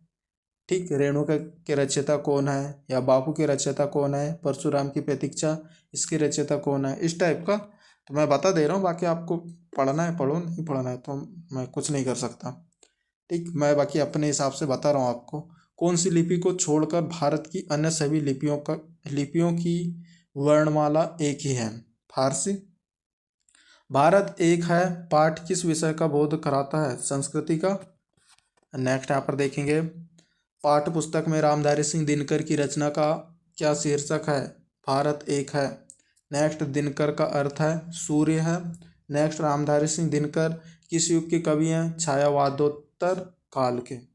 नेक्स्ट, पहाड़ों और समुद्रों से घिरे हुए इस विशाल देश में जो मौलिक एकता का भाव है वह किसको देना है? भूगोल को। संस्कृति के 4 अध्याय ग्रंथ का कब प्रकाशित हुआ? 1956 में। दिनकर जी को ज्ञानपीठ से किस रचना के लिए सम्मानित किया गया था? उर्वशी के लिए। जो उर्वशी रचना है वो दिनकर जी की है। ठीक, तो भाई वेरी इंपॉर्टेंट है, कंपटीशन लेवल का प्रश्न भी है ये। नेक्स्ट, दिनकर ने लिखे हैं उपयुक्त सभी लिखे हैं। ठीक, महाकाव्य भी लिखा है, निबंध भी लिखा है, प्रबंध काव्य भी लिखा है। नेक्स्ट, भारतीयों की एकता के मूल में मुख्य क्या है? संस्कृति एकता। भारत एक है नामक निबंध श्री रामधारी सिंह दिनकर जी की पुस्तक, इस पुस्तक से लिया गया है हमारी सांस्कृतिक एकता। नेक्स्ट, भारत एक है, इसमें लिखा गया है एक प्रकार का निबंध विधा है। लेखक ने भारतीयों की एकता का असली आधार किसे बताया? उपयुक्त दोनों। ठीक, भारतीय दर्शन को और भारतीय साहित्य को।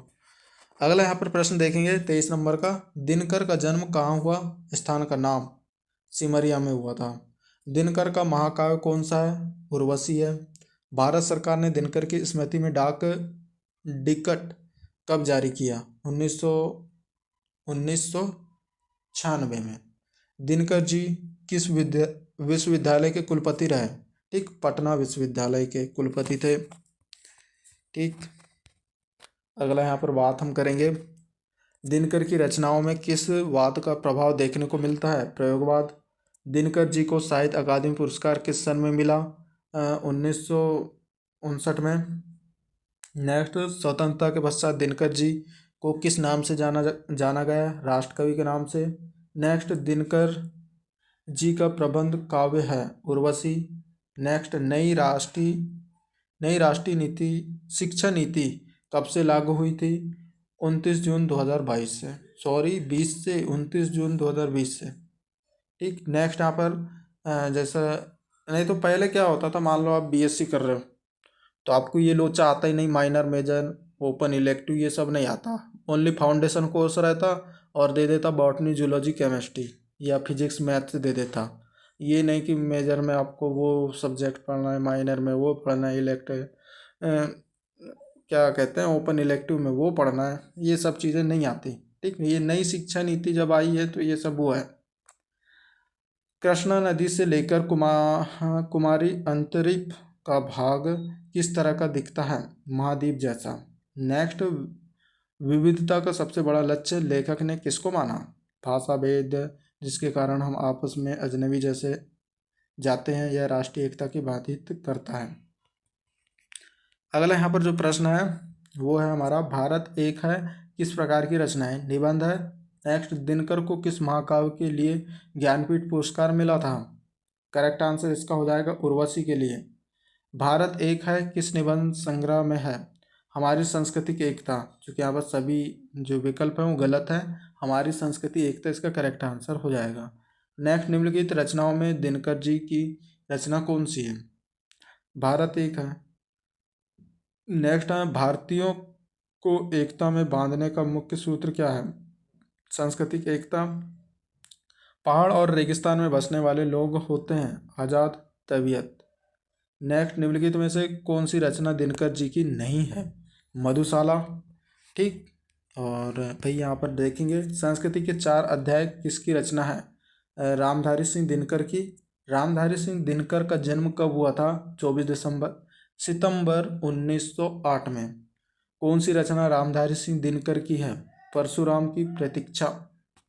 अगले प्रश्न की ओर यहाँ पर बढ़ेंगे, दिनकर की काव्य शैली में किस रस की प्रधानता है? वीर रस की प्रधानता है भाई। ठीक, अगले प्रश्न की ओर यहाँ पर बढ़ते हैं हम। विविधता का सबसे बड़ा लक्ष्य है भाषा। नेक्स्ट, भारतवर्ष के नक्शे को ध्यान से देखने पर यह साफ दिखाई पड़ता है कि इस देश के प्राकृतिक दृष्टि से भाग हैं 4। नेक्स्ट, रश्मि रथी किसकी कृति है? दिनकर जी की। नेक्स्ट, भारतीय संस्कृति में पहला पुरुषार्थ कौन सा माना गया? धर्म। नेक्स्ट, हे राम किसकी रचना है? रामधारी सिंह दिनकर की। भारत एक है किस प्रकार का निबंध है? सांस्कृतिक है। भारत की एकता किस में निहित है? भारत के विकास में। नेक्स्ट, दिनकर का जन्म कहाँ हुआ था? बिहार में हुआ था। हमारे देश की संस्कृति की विशेषताओं में शामिल है उपयुक्त सभी। भारत में आपसी बैर और झगड़ों के कारण भौगोलिक विविधता में मानने वाले विचारक हैं रामधारी सिंह दिनकर। भारत में जो एक समान भाव है वह किसकी देन है? धर्मों की। अगले प्रश्न की ओर यहाँ पर बढ़ते हैं। चूँकि उससे पहले एक बार और जिसने सब्सक्राइब नहीं किया तो प्लीज़ सब्सक्राइब कीजिए। आपके लिए हम जो है नॉन स्टॉप यहाँ पर वीडियोस बना रहे हैं। काफ़ी यहाँ पर लंबी वीडियो बनाते हैं, गला बैठ जाता है और हमें भी जो है काफ़ी ज़्यादा मेहनत लगती है, तो उसके लिए प्लीज़ एक लाइक भी कर दीजिएगा। और ये नहीं कह रहा हूँ कि आपको बिल या लाइक कर लो, बिना फालतू में कर लो, ठीक। लाइक करो या सब्सक्राइब करो, मैं फालतू में नहीं कह रहा हूँ। आप अभी फर्स्ट ईयर पे हैं, ठीक। बाकी सेकेंड ईयर में जाएंगे, सेकेंड ईयर की वीडियोस भी हम बनाते हैं, थर्ड ईयर की वीडियोस वगैरह बनाते हैं, ठीक। आप मुझे नीचे आप कमेंट करो ना, मैं आपको जो आप कमेंट करेंगे उस टॉपिक पर हम वीडियोस लाएंगे, कंटेंट लाएंगे आपके लिए। बस आपका कमेंट चाहिए, ठीक।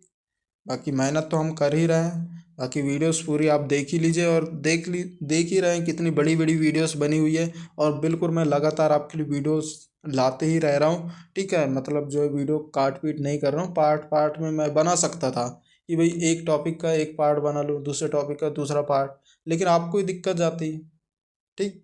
तो इस प्रकार दिक्कत ना जाए इसलिए मैं नॉन स्टॉप बिल्कुल गला बैठ जाए या पानी पी पी कर मैं आपके लिए वीडियो बना रहा हूँ। लेकिन एक ही वीडियो पे पूरा जो है यूनिट कवर करने वाला हूँ, सारे के सारे यूनिट हिंदी भाषा निपटा देंगे, ठीक। इतना पढ़ के आप पेपरों में अच्छे खासे मार्क्स ला सकते हैं और उम्मीद है इतने विकल्प पढ़ने के बाद तो आप एक्स्ट्रा कुछ पढ़ने की ज़रूरत पड़ेगी ही नहीं। एक्स्ट्रा में क्या ही पढ़ोगे, ठीक। अगर आप कहीं से पढ़ते भी हो तो सारे के सारे यही विकल्प आपके मिलने वाले हैं। तो ऐसे कुछ ज़्यादा ध्यान आपको लगाना नहीं है, दिमाग लगाने की कोई ज़रूरत नहीं है। सब्सक्राइब करना है मस्त, और डिस्क्रिप्शन में टेलीग्राम व्हाट्सएप ग्रुप के लिंक दे रखे हैं, ज्वाइन हो जाना है। पीडीएफ वगैरह हम देखते हैं पेपरों के पास में आपको दे देंगे ताकि आपको कोई दिक्कत ना जाए, ठीक। तो चलिए भाई, नेक्स्ट यहाँ पर टॉपिक की बात हम करेंगे, विकल्प देखेंगे। अभी भी यहाँ पर जो है काफ़ी बड़ी वीडियो बची हुई है, तो कंटिन्यू करते हैं हम। तो चलिए अब देखते हैं भाई, आदि शंकराचार्य जीवन व दर्शन के विकल्प देखने वाला है। तो पहला विकल्प यहाँ पर आ जाता है, आदि शंकराचार्य ने कितने मठों की स्थापना की थी? तो इसका करेक्ट आंसर है वो 4 है, ठीक। ऑप्शन ए इसका राइट आंसर हो जाएगा। नेक्स्ट विकल्प की ओर यहाँ पर हम बढ़ते हैं। आदि शंकराचार्य किसके अवतार माने जाते हैं? प्रभु शंकर जी के, ठीक। नेक्स्ट, आदि शंकराचार्य का जन्म कब हुआ था? तो इनका जन्म हुआ था 508 से 9, ठीक। 508 से 509 ईसा पूर्व विकसित, ठीक। नेक्स्ट यहाँ पर जो विकल्प है, आदि शंकराचार्य को प्रसिद्ध दर्शन कौन सा है? ठीक, आदि शंकराचार्य का प्रसिद्ध दर्शन कौन सा है? अद्वैत वेदांत, ठीक। नेक्स्ट यहाँ पर विकल्प देखेंगे, आदि शंकराचार्य के गुरु थे कौन थे? आचार्य गोविंद भव उत्पाद, ठीक। भव उत्पाद चूँकि वेरी इंपॉर्टेंट है, अक्सर आया हुआ भी है। नेक्स्ट यहाँ पर विकल्प है, शंकराचार्य के ग्रंथों के कितने वर्ग हैं? 3 वर्ग हैं। शंकराचार्य द्वारा रचित प्रस्थान नगई में है स्मृति प्रस्थान। नेक्स्ट यहाँ पर आ जाता है, श्रृंगेरी पीठ की स्थापना किसने की थी? शंकराचार्य ने की थी, ठीक। नेक्स्ट यहाँ पर विकल्प देखेंगे, निम्नलिखित में से किस मंदिर की स्थापना आदि शंकराचार्य ने की थी? करेक्ट आंसर है बद्रीनाथ मंदिर। नेक्स्ट, शिव गुरु शंकराचार्य के कौन थे? पिता थे। नेक्स्ट, प्रस्थानगी किस श्रेणी में आता है? भाष्य में आता है। शंकराचार्य के अनुसार पारमार्थिक सत्ता है, एक है। नेक्स्ट, शंकराचार्य ने संन्यास लिया 8 वर्ष में, ठीक। नेक्स्ट, वेदांत कहा जाता है? उपनिषदों को वेदांत कहा जाता है? उपनिषद उपनिषदों को, ठीक। ऑप्शन बी करेक्ट आंसर हो जाएगा। नेक्स्ट यहाँ पर दिया हुआ है, आदि शंकराचार्य कितनी आयु तक जीवित रहे? 32 वर्ष ओनली। नेक्स्ट, आदि शंकराचार्य जी ने कितने ज्योतिर्लिंगों की स्थापना की? 12। नेक्स्ट, श्रृंगेरी मठ कहाँ पर है? दक्षिण भारत में। नेक्स्ट, वैशेषिक दर्शन किसका है? कर्णादि का।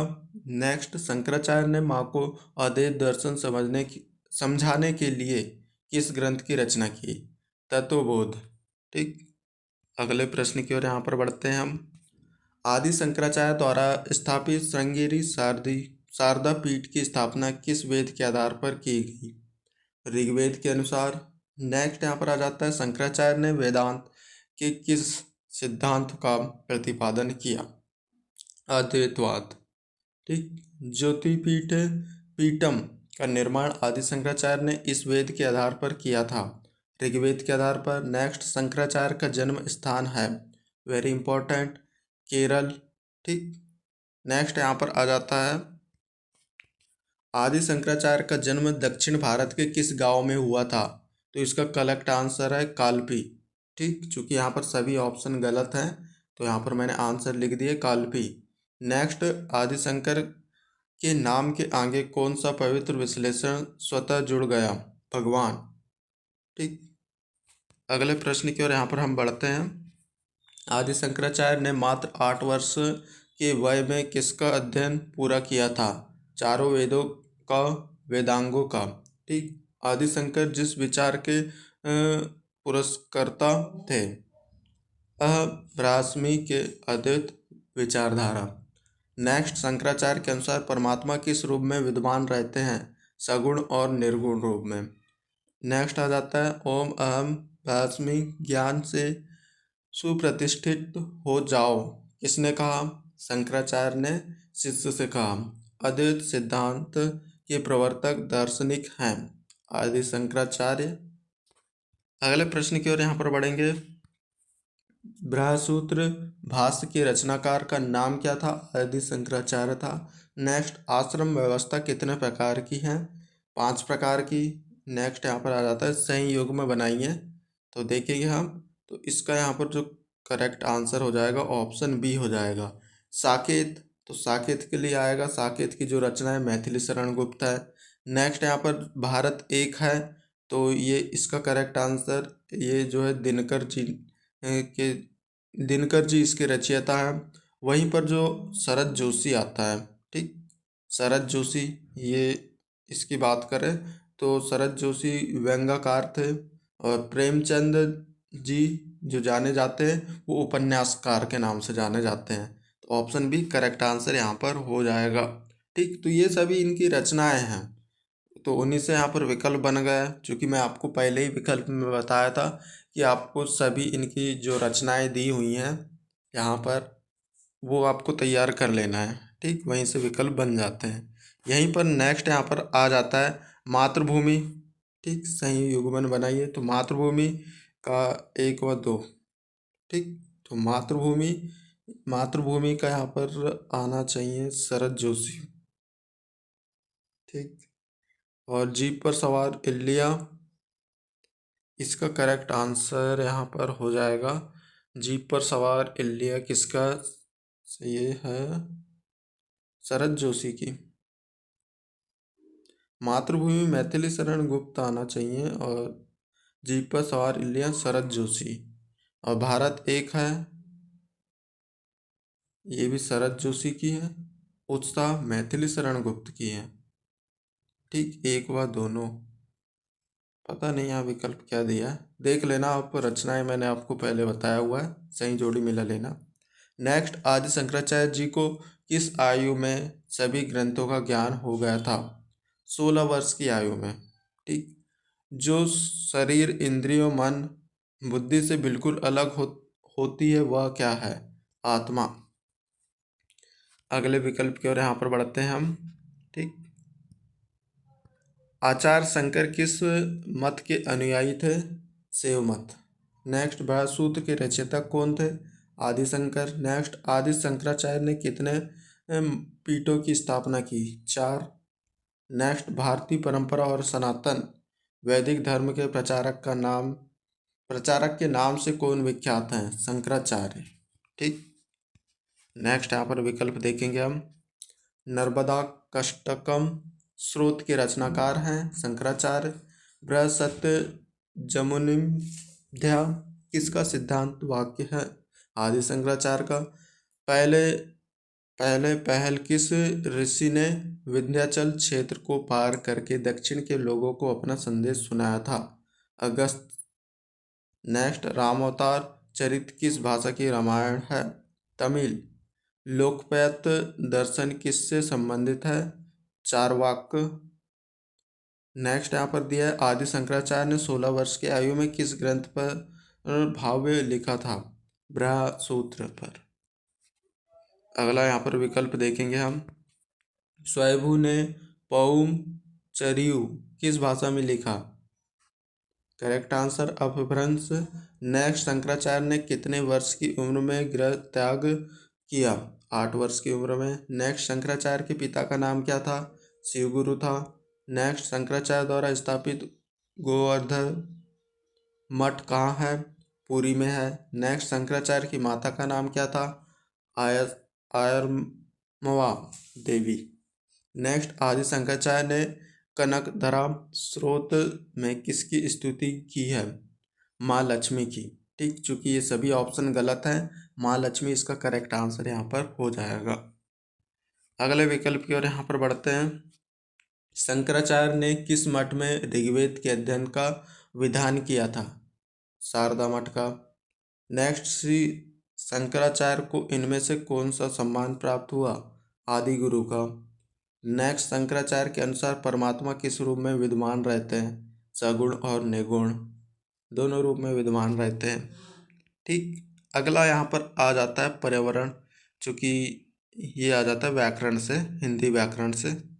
ठीक, पर्यावरण शब्द विलोम, पर्यावरण शब्द, विलोम शब्द, अनेक शब्द के लिए एक शब्द, हिंदी व्याकरण से यहाँ सभी से विकल्प देखने वाले हैं, क्योंकि सभी से विकल्प आता है। चाय शब्द है, चीनी शब्द है। ठीक, नेक्स्ट, स्वाभिमान शब्द का विलोम शब्द लिखिए। इनराभिमान। ठीक, ऑप्शन डी करेक्ट आंसर। फूल का समानार्थी नहीं है, जलज नहीं है। नेक्स्ट, मधु शब्द का क्या अर्थ है? मधु होता है। नेक्स्ट, शब्द युग्म का अर्थ है शब्दों का जोड़ना। नेक्स्ट, निम्नलिखित में से एक हाथी का पर्यायवाची नहीं है, बाज नहीं है। बाकी गज हाथी का पर्यायवाची है, कुंजर भी है, मयद भी हाथी का पर्यायवाची शब्द है। नेक्स्ट, पर्यायवाची शब्द का अर्थ है समानार्थी। अगला यहाँ पर विकल्प देखेंगे हम। किसी भी भाषा की मूलभूत इकाई है शब्द। नेक्स्ट, अंधकार का विलोम होता है प्रकाश। अगला विकल्प आ जाता है आकाश का पर्यायवाची है सरिता। नेक्स्ट, कौन सा शब्द गणेश का पर्यायवाची नहीं है? हस्ती जो है गणेश का पर्यायवाची शब्द नहीं है, लेकिन फिर गणपति हुआ, गणनायक हुआ, गजानंद हुआ, ये सब गणेश के पर्यायवाची शब्द हैं। ठीक, नेक्स्ट, यहाँ पर कमल का पर्यायवाची है, तो पंकज जो है कमल का पर्यायवाची शब्द है। नेक्स्ट, यहाँ पर आ जाता है रत्नाकर का समानार्थी शब्द है समुद्र। इच्छा का पर्यायवाची है, तो इच्छा का पर्यायवाची उपयोग सभी हो जाएगा, जैसे अभिलाषा, कामना, चाह। ठीक, वस्त्र का पर्यायवाची है कपड़ा। ठीक, नेक्स्ट, आय का विलोम होता है व्यय। नेक्स्ट, नदी जिस स्थान से प्रारंभ होती है उसे कहते हैं उद्गम। नेक्स्ट, लक्ष्मी का एक नाम यह भी है, तो लक्ष्मी का एक नाम जो है रंभा है। ठीक, सरस्वती गलत। चलिए अब नेक्स्ट विकल्प यहाँ पर देखेंगे। ठीक, कान पर जू ना रेंगना मुहावरे का अर्थ है हर बात पर टांग अड़ाना। नेक्स्ट, कब्र में पाँव लटकाना मुहावरे का अर्थ है बहुत बूढ़ा होना। ठीक, नेक्स्ट, यहाँ पर जो पहले कभी नहीं हुआ हो के लिए उचित शब्द का प्रयोग होगा अकल्पनीय। नेक्स्ट, यहाँ पर आ जाता है जिसे प्रमाण से सिद्ध ना किया जा सके उसे कहते हैं अप्रमेय। नेक्स्ट, निम्नलिखित में से कौन सा शब्द कमल का पर्यायवाची नहीं है? नीरद। बाकी जो है नीरज, जलज, अम्बुज, ये सभी पर्यायवाची शब्द हैं। ठीक, ये प्रश्न ऐसा पूछ ले निम्नलिखित में से कौन कमल का पर्यायवाची शब्द है? नीरज एक ऑप्शन में आपका दे दिया और बाकी गलत ऑप्शन भी दे सकते हैं। तो इस टाइप का आपको जो है ये सभी पर्यायवाची शब्द पता होने चाहिए कि कमल के क्या पर्यायवाची हैं। तो यहाँ पर पूछा है कौन कमल के पर्यायवाची शब्द नहीं है, तो नीरद नहीं है। बाकी जो नीरज है, जलज है, अम्बुज है, ये तो हैं, ये तो आपको पता होनी चाहिए फिर। ठीक, नेक्स्ट यहाँ पर आ जाता है अनुग्रह शब्द का विलोम क्या है? विग्रह। नेक्स्ट ईश्वर में विश्वास करने वाले के लिए एक शब्द होगा आस्तिक। नेक्स्ट निम्नलिखित में से अनेकार्थी शब्द समूह का चयन कीजिए। ऑप्शन डी तुहीन तिमिर। छीन छपटी किस प्रकार का शब्द है? शब्द युग्मन है। अगला यहाँ पर आ जाता है मिथक शब्द किस भाषा के मिथ शब्द का समानार्थी है? संस्कृत। नेक्स्ट विकल्प यहाँ पर देखेंगे अभिभार्व शब्द का पूर्ण विलोम है अस्त। जनता द्वारा जनता के लिए शासन को जनतंत्र कहते हैं। जनतंत्र शब्द है एक अर्थी। नेक्स्ट नक्श शब्द पर्यायवाची है रत्न का। नेक्स्ट जलपान शब्द है युग्मन है। अर्जुन का पर्यायवाची से यहाँ पर हो जाएगा पार्थ। नेक्स्ट विकल्प स्त्री का पर्यायवाची वनिता। नेक्स्ट नूतन का विलोम पुरातन। नेक्स्ट जिसका चिंता ना की जा सके के लिए शब्द है अचिंत्य। नेक्स्ट जिसका कोई आकार ना हो के लिए शब्द है निराकार। नेक्स्ट भक्षण का विलोम शब्द है खाना। नेक्स्ट यश का विलोम शब्द है भलाई। और नेक्स्ट आ जाता है उन्नति का विलोम जो पर्यायवाची शब्द है वो होता है जोश होता है। ठीक। अगले विकल्प की ओर यहाँ पर हम बढ़ेंगे। जिस पर अधिकार प्राप्त किया जा चुका है के लिए एक शब्द होगा अधिकृत। नेक्स्ट जो बिना वेतन के काम करे अवेतनिक। नेक्स्ट अध का विलोम है इति। नेक्स्ट कवच का पर्यायवाची शब्द है अंबर। नेक्स्ट समस्त इंद्रियों को जीत लेने वाला क्या कहलाता है? एक इंद्रिय। पायोद शब्द का समानार्थी शब्द है बादल।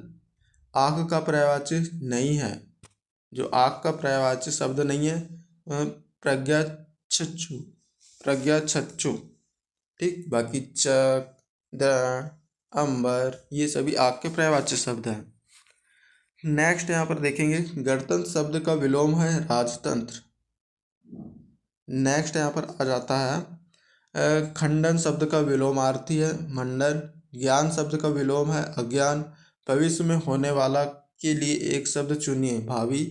नेक्स्ट संकल्पना का तात्पर्य क्या है? परंपरा से आगत विचार को दृढ़ता से मानना। नेक्स्ट विकल्प ट्रेन शब्द किस भाषा का है? फ्रेंच का है। नेक्स्ट रचना की दृष्टि से वाक्य के प्रकार होते हैं 3। पारिभाषिक शब्द कहा जाता है विशिष्ट शुद्ध शब्द को पारिभाषिक शब्द कहा जाता है। चूंकि सभी विकल्प गलत है विशिष्ट शब्द इसका करेक्ट आंसर हो जाएगा। सूची सुधा सींचता रात में तुझ पर चंद्र प्रकाश है। पंक्ति में सूची का अर्थ है पवित्र। नेक्स्ट केसरी किसकी पर्याय है? सिंह का।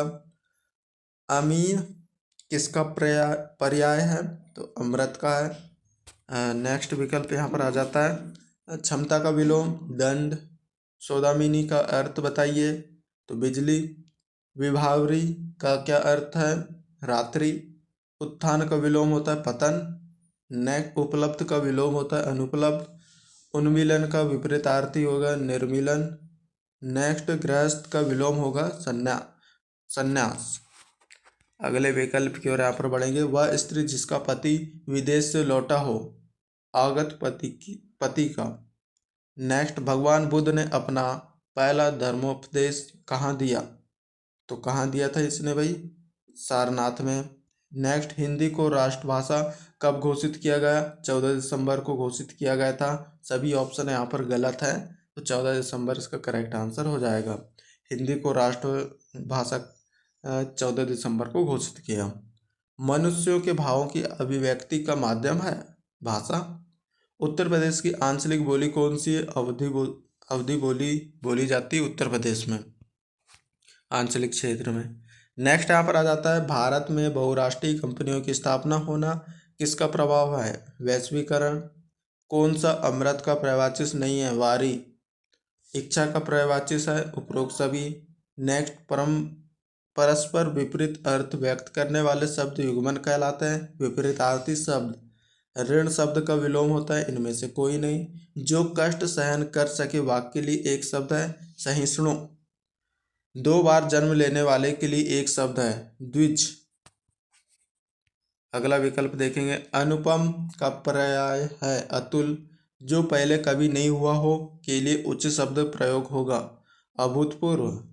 जिस पर उपकार किया गया हो उसे कहते हैं उपकृत। दिशाएं ही जिन दिशाएं ही जिसके वस्त्र हो उसे कहते हैं दिगंबर। सबसे प्राचीन वेद है ऋग्वेद। आग का पर्यायवाची होता है पावक। नेक्स्ट आ जाता है आकाश का पर्यायवाची क्या है, गगन होता है। ठीक, अगले प्रश्न की ओर बढ़ जाते हैं हम। चूंकि अच्छा शब्द का विलोम शब्द आपको बताना है। ठीक, चूंकि ये आपके लिए है, नीचे कमेंट करके बताना है अच्छा शब्द का विलोम क्या होगा।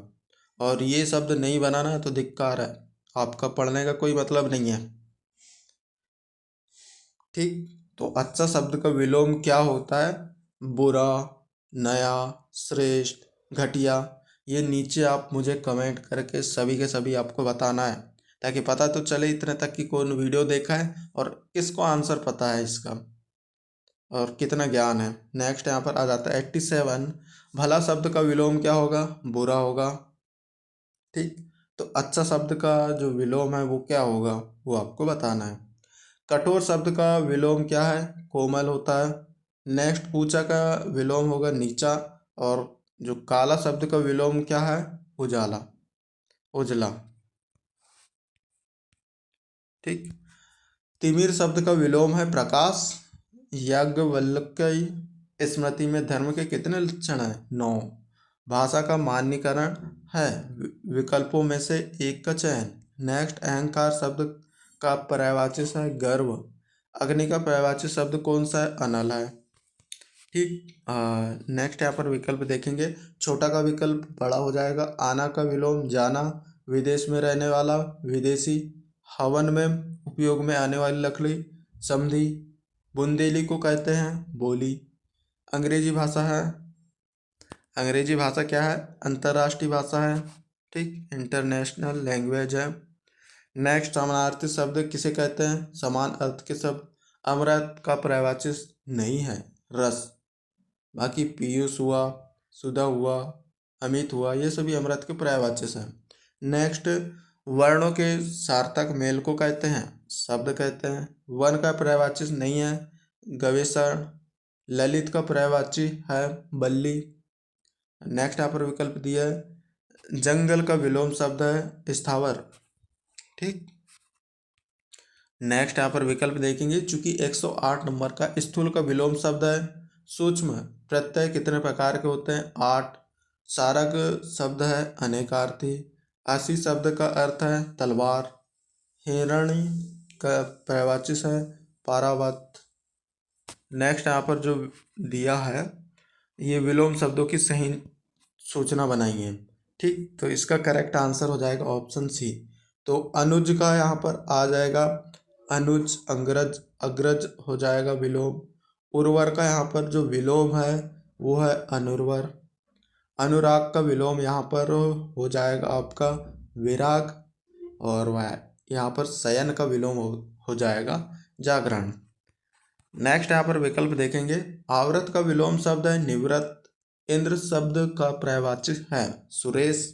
नेक्स्ट आवर्चीन शब्द का विलोम शब्द है प्राचीन। अनेक शब्दों के लिए एक शब्द क्या होगा, जिस पर उपकार किया गया हो, उपकृत। ठीक, चलिए भाई अब संधि और उसके प्रकार हम यहाँ पर देखने वाले हैं। ठीक, चूंकि हिंदी व्याकरण से ही संबंधित है तो काफ़ी ज़्यादा पूछा जाता है, सभी से पूछा जाता है। ठीक, जो पूछा जाता है उसी से मैं यहाँ पर कवर कर रहा हूँ और ये आपके सिलेबस में है। ठीक, तो भाई अभी तक जिसने भी सब्सक्राइब नहीं किया तो और मैं कितने बार बोलूँ, कर दो भाई, कर दो। ठीक, तो देखेंगे हम और सभी दोस्तों को शेयर भी कर देना है। देखेंगे हम पारस्परिक दृष्टि से संधि होती है, 3 प्रकार की होती है। नेक्स्ट यहाँ पर आ जाता है यण संधि है, एक प्रकार की स्वर संधि। नेक्स्ट यहाँ पर आ जाता है अतएव में है विसर्ग संधि। ठीक, नेक्स्ट यहाँ पर बात करेंगे हम संधि, स्वर संधि के कितने भेद होते हैं। तो स्वर संधि 5 प्रकार की होती हैं। विद्यालय में संधि है? दीर्घ स्वर संधि है विद्यालय में। अगले विकल्प की ओर यहाँ पर हम बढ़ जाते हैं। महेंद्र शब्द में कौन सी संधि होती है? दीर्घ संधि। नेक्स्ट आ जाता है सूर्योदय की संधि विच्छेद है? सूर्य प्लस उदय। देख लीजिए भाई, काफी ज्यादा पूछा गया है ये। नेक्स्ट, नमस्कार शब्द का संधि विच्छेद है? नमः प्लस कार, नमस्कार। नेक्स्ट आ जाता है विसर्ग के बाद स्वर आने पर संधि बनती है? इनमें से कोई नहीं। नैन का संधि विच्छेद होता है? ने प्लस अयन। ठीक। नेक्स्ट यहाँ पर देखेंगे हम, महेश में संधि है? गुण स्वर संधि। नेक्स्ट, सम्र प्लस गम से बनता है? संगम। नेक्स्ट, संधि के कितने भेद होते हैं? 2 भेद होते हैं। परि प्लस राम की संधि होगी प्राणायाम। ठीक। नेक्स्ट यहाँ पर आ जाता है सु प्लस आगत की संधि है? स्वागत। नेक्स्ट, तत् प्लस उपरांत में संधि का सही रूप होगा? इनमें से कोई नहीं। नेक्स्ट, अत्यधिक का संधि विच्छेद है? अति प्लस एव। अति धन एव, नहीं नहीं नहीं नहीं, अति धन अधिक, अत्यधिक। सदैव शब्द में कौन सी संधि है? वृद्धि संधि। नेक्स्ट, अंतःकरण में कौन सी संधि है? गुण संधि। परमोषधि में कौन सी संधि है? वृद्धि स्वर संधि। विच्छेद किसे कहते हैं? तोड़ना को कहते हैं। जगन्नाथ में संधि है? व्यंग संधि। अगले विकल्प की ओर यहाँ पर बढ़ते हैं हम। वचनालय में कौन सी संधि है? स्वर संधि। इनमें से कौन सा संधि का भेद नहीं है? तो संधि का भेद नहीं है, तो इनमें से मतलब है, इनमें से कोई नहीं। क्या है? इनमें से कौन सा संधि का भेद नहीं है? स्वर संधि, व्यंग संधि, विसर्ग संधि, ये सभी तो हैं, तो इनमें से कोई नहीं। क्या? चूंकि सभी हैं भाई यहाँ पर स्वर संधि के भेद। नेक्स्ट यहाँ पर आ जाता है व्यंजन से स्वर या व्यंजन के मेल से उत्पन्न विकार को कहते हैं? विसर्ग संधि। नेक्स्ट यहाँ पर आ जाता है यद्यपि का सही संधि विच्छेद है? यदि धन अपि। ठीक। विपजाल में कौन सी संधि है? व्यंजन संधि है। ठीक। अगला यहाँ पर आ जाता है यशो अभिलाषी में कौन सी संधि है? विसर्ग संधि। अंतरंग में कौन सी संधि है? विसर्ग संधि। अतः अध का विलोम है? ऊपरी। नेक्स्ट, नीरस का संधि विच्छेद है? निधन रस। मते के में कौन सी संधि है? वृद्धि संधि है। नेक्स्ट यहाँ पर नमस्ते का संधि विच्छेद होगा? नमधनते। ठीक है। उच्छ्वास शब्द का अर्थ है ऊपर जाने वाला श्वास, उच्छ्वास। वाह वाह वाह वाह। मध्याह्न का समय होगा? दोपहर का समय। नेक्स्ट, कुश की नोक की तरह तेज बुद्धि वाला, कुशाग्र बुद्धि वाला। ठीक। अतीव का संधि विच्छेद होगा? अतिधन एव। नेक्स्ट, उल्लास में कौन सी संधि है? व्यंग संधि। जहाँ पहुँचा ना जा सके, दुर्गम। नेक्स्ट, सुनने वाला कहलाता है? श्रोता बंधु है। ठीक। जैसे कि आप सुन रहे हैं तो आप श्रोता हैं, सब्सक्राइबर हैं हमारे। ठीक। तो चलिए भाई देखते हैं हम। गणेश शब्द में संधि है? गुण स्वर संधि। महोत्सव शब्द में कौन सी संधि है? गण। कौन सी संधि है? गण। नेक्स्ट, अभ्युदय में कौन सी संधि है? यण संधि। यशोगान के संधि विच्छेद होगा? यश धन गान। द्रंगचल का संधि विच्छेद होगा? द्रंग धन अंचल। ठीक। धर्म शब्द किस धातु से बना है? ध्र से। ठीक। धातु प्रत्यय वाली बात आ गई यहाँ पर, मतलब गुरु। देवालय में संधि है? दीर्घ स्वर संधि। सुक्ति का सही संधि विच्छेद है? सुधन उक्ति। अंतर्गत का उचित संधि विच्छेद होगा? अंत प्लस गत। दिग्गज का सही संधि विच्छेद होगा? दिक धन गज। षष्टांग का संधि विच्छेद? सह धन अष्ट धन अंग, षष्टांग। प्रत्युत्तर में कौन सी संधि है? यड़ संधि है। सज्जान शब्द में कौन सी संधि है? में संधि है तो व्यंग संधि है। ठीक। नेक्स्ट यहाँ पर विकल्प देखेंगे आप। तथैव शब्द में संधि है वृद्धि संधि। स्वागत शब्द में कौन सी संधि है? वृद्धि संधि। नमस्कार में कौन सी संधि? विसर्ग संधि। तो आपको जो ये पूछा, जो संधि पूछा है ना, इनके जो विच्छेद हैं वो भी बताना है कि भाई नमाधनकार नमस्कार होता है, स्वाधन आगत स्वागत होता है। इस टाइप के ये भी बनना चाहिए, चूंकि ऊपर विकल्प में पूछा है और ये कौन सी संधि इस टाइप का पूछ लेता है। ठीक। कौन सा उदाहरण व्यंजन संधि का नहीं है? निश्चल। भानुदय शब्द में कौन सी संधि है? स्वर संधि, दीर्घ स्वर संधि है। दिग्गज शब्द में कौन सी संधि है? व्यंजन संधि। निश्चल में कौन सी संधि? विसर्ग संधि। जल प्लस उर्मी, जल उर्मी किस संधि का उदाहरण है? गण स्वर संधि। दो वर्णों के मेल को कहा जाता है संधि। मिथक शब्द का संबंध है भाषा से। ठीक। अगला यहाँ पर विकल्प देखेंगे। भाषा सीमित तथा व्यक्त ध्वनियों का नाम है जिन्हें हम अभिव्यक्ति के लिए संगठित करते हैं। परिभाषा किसने दी थी? भोलानाथ तिवारी ने। नेक्स्ट, भाषा की विशेषता है उक्त सभी अवधारणाएं वे शब्द अथवा संकेत हैं जो सिद्धांत को शब्दावली प्रदान करते हैं और उनकी अध्ययन वस्तु को प्रकट करते हैं। यह कथन मिचेल। ठीक। उदारीकरण शब्द का सर्वप्रथम व्यावहारिक प्रयोग किस क्षेत्र में होता है? आर्थिक क्षेत्र में। अगले विकल्प के यहाँ पर बढ़ते हैं हम। निम्न में से एकात्म भाव किसे कहते हैं? अद्वैतवाद। अगले विकल्प की ओर यहाँ पर बढ़ेंगे तो अगला विकल्प है नेक्स्ट यूनिट से, टॉपिक से, चूंकि 20 शब्द धर्म, अद्वैत, भाषा, अवधारणा, उदारीकरण से लिया गया है। ठीक। तो हम देखेंगे सबसे प्राचीन वेद है ऋग्वेद। ठीक। चूंकि ये पूछा जाता है, पहले भी ये प्रश्न आ चुका है।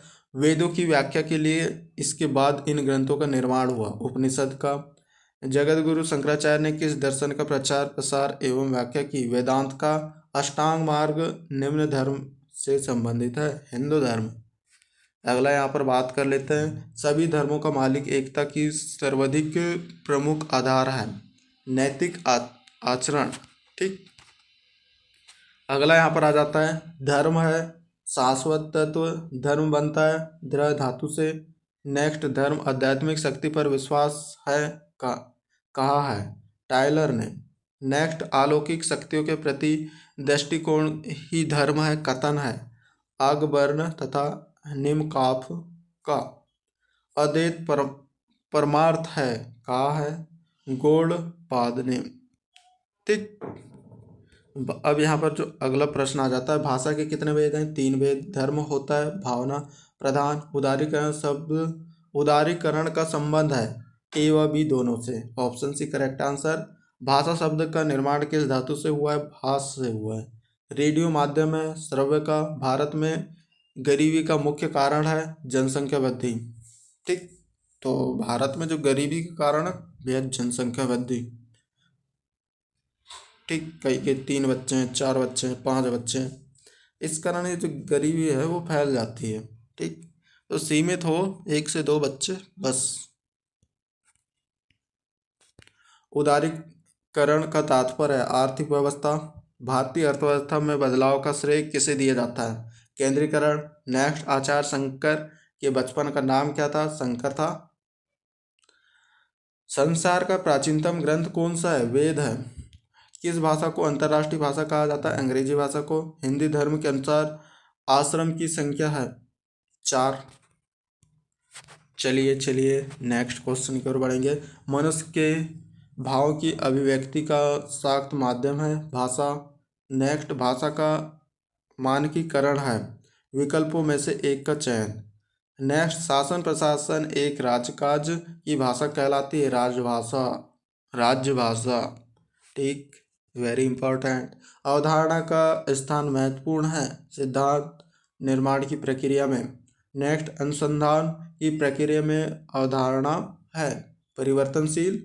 नेक्स्ट, आर्थिक उदारीकरण का उद्देश्य है आर्थिक प्रतिबंधों को सशक्त करना।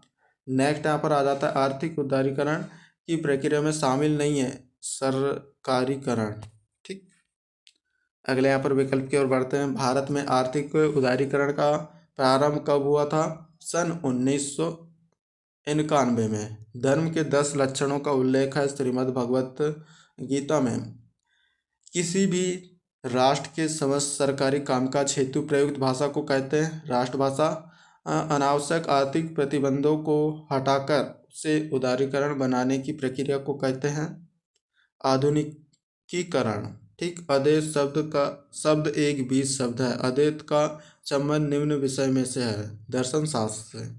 धर्म को साधारण भाषा में क्या कहना चाहिए? उपयुक्त सभी कह सकते हैं आप धर्म को।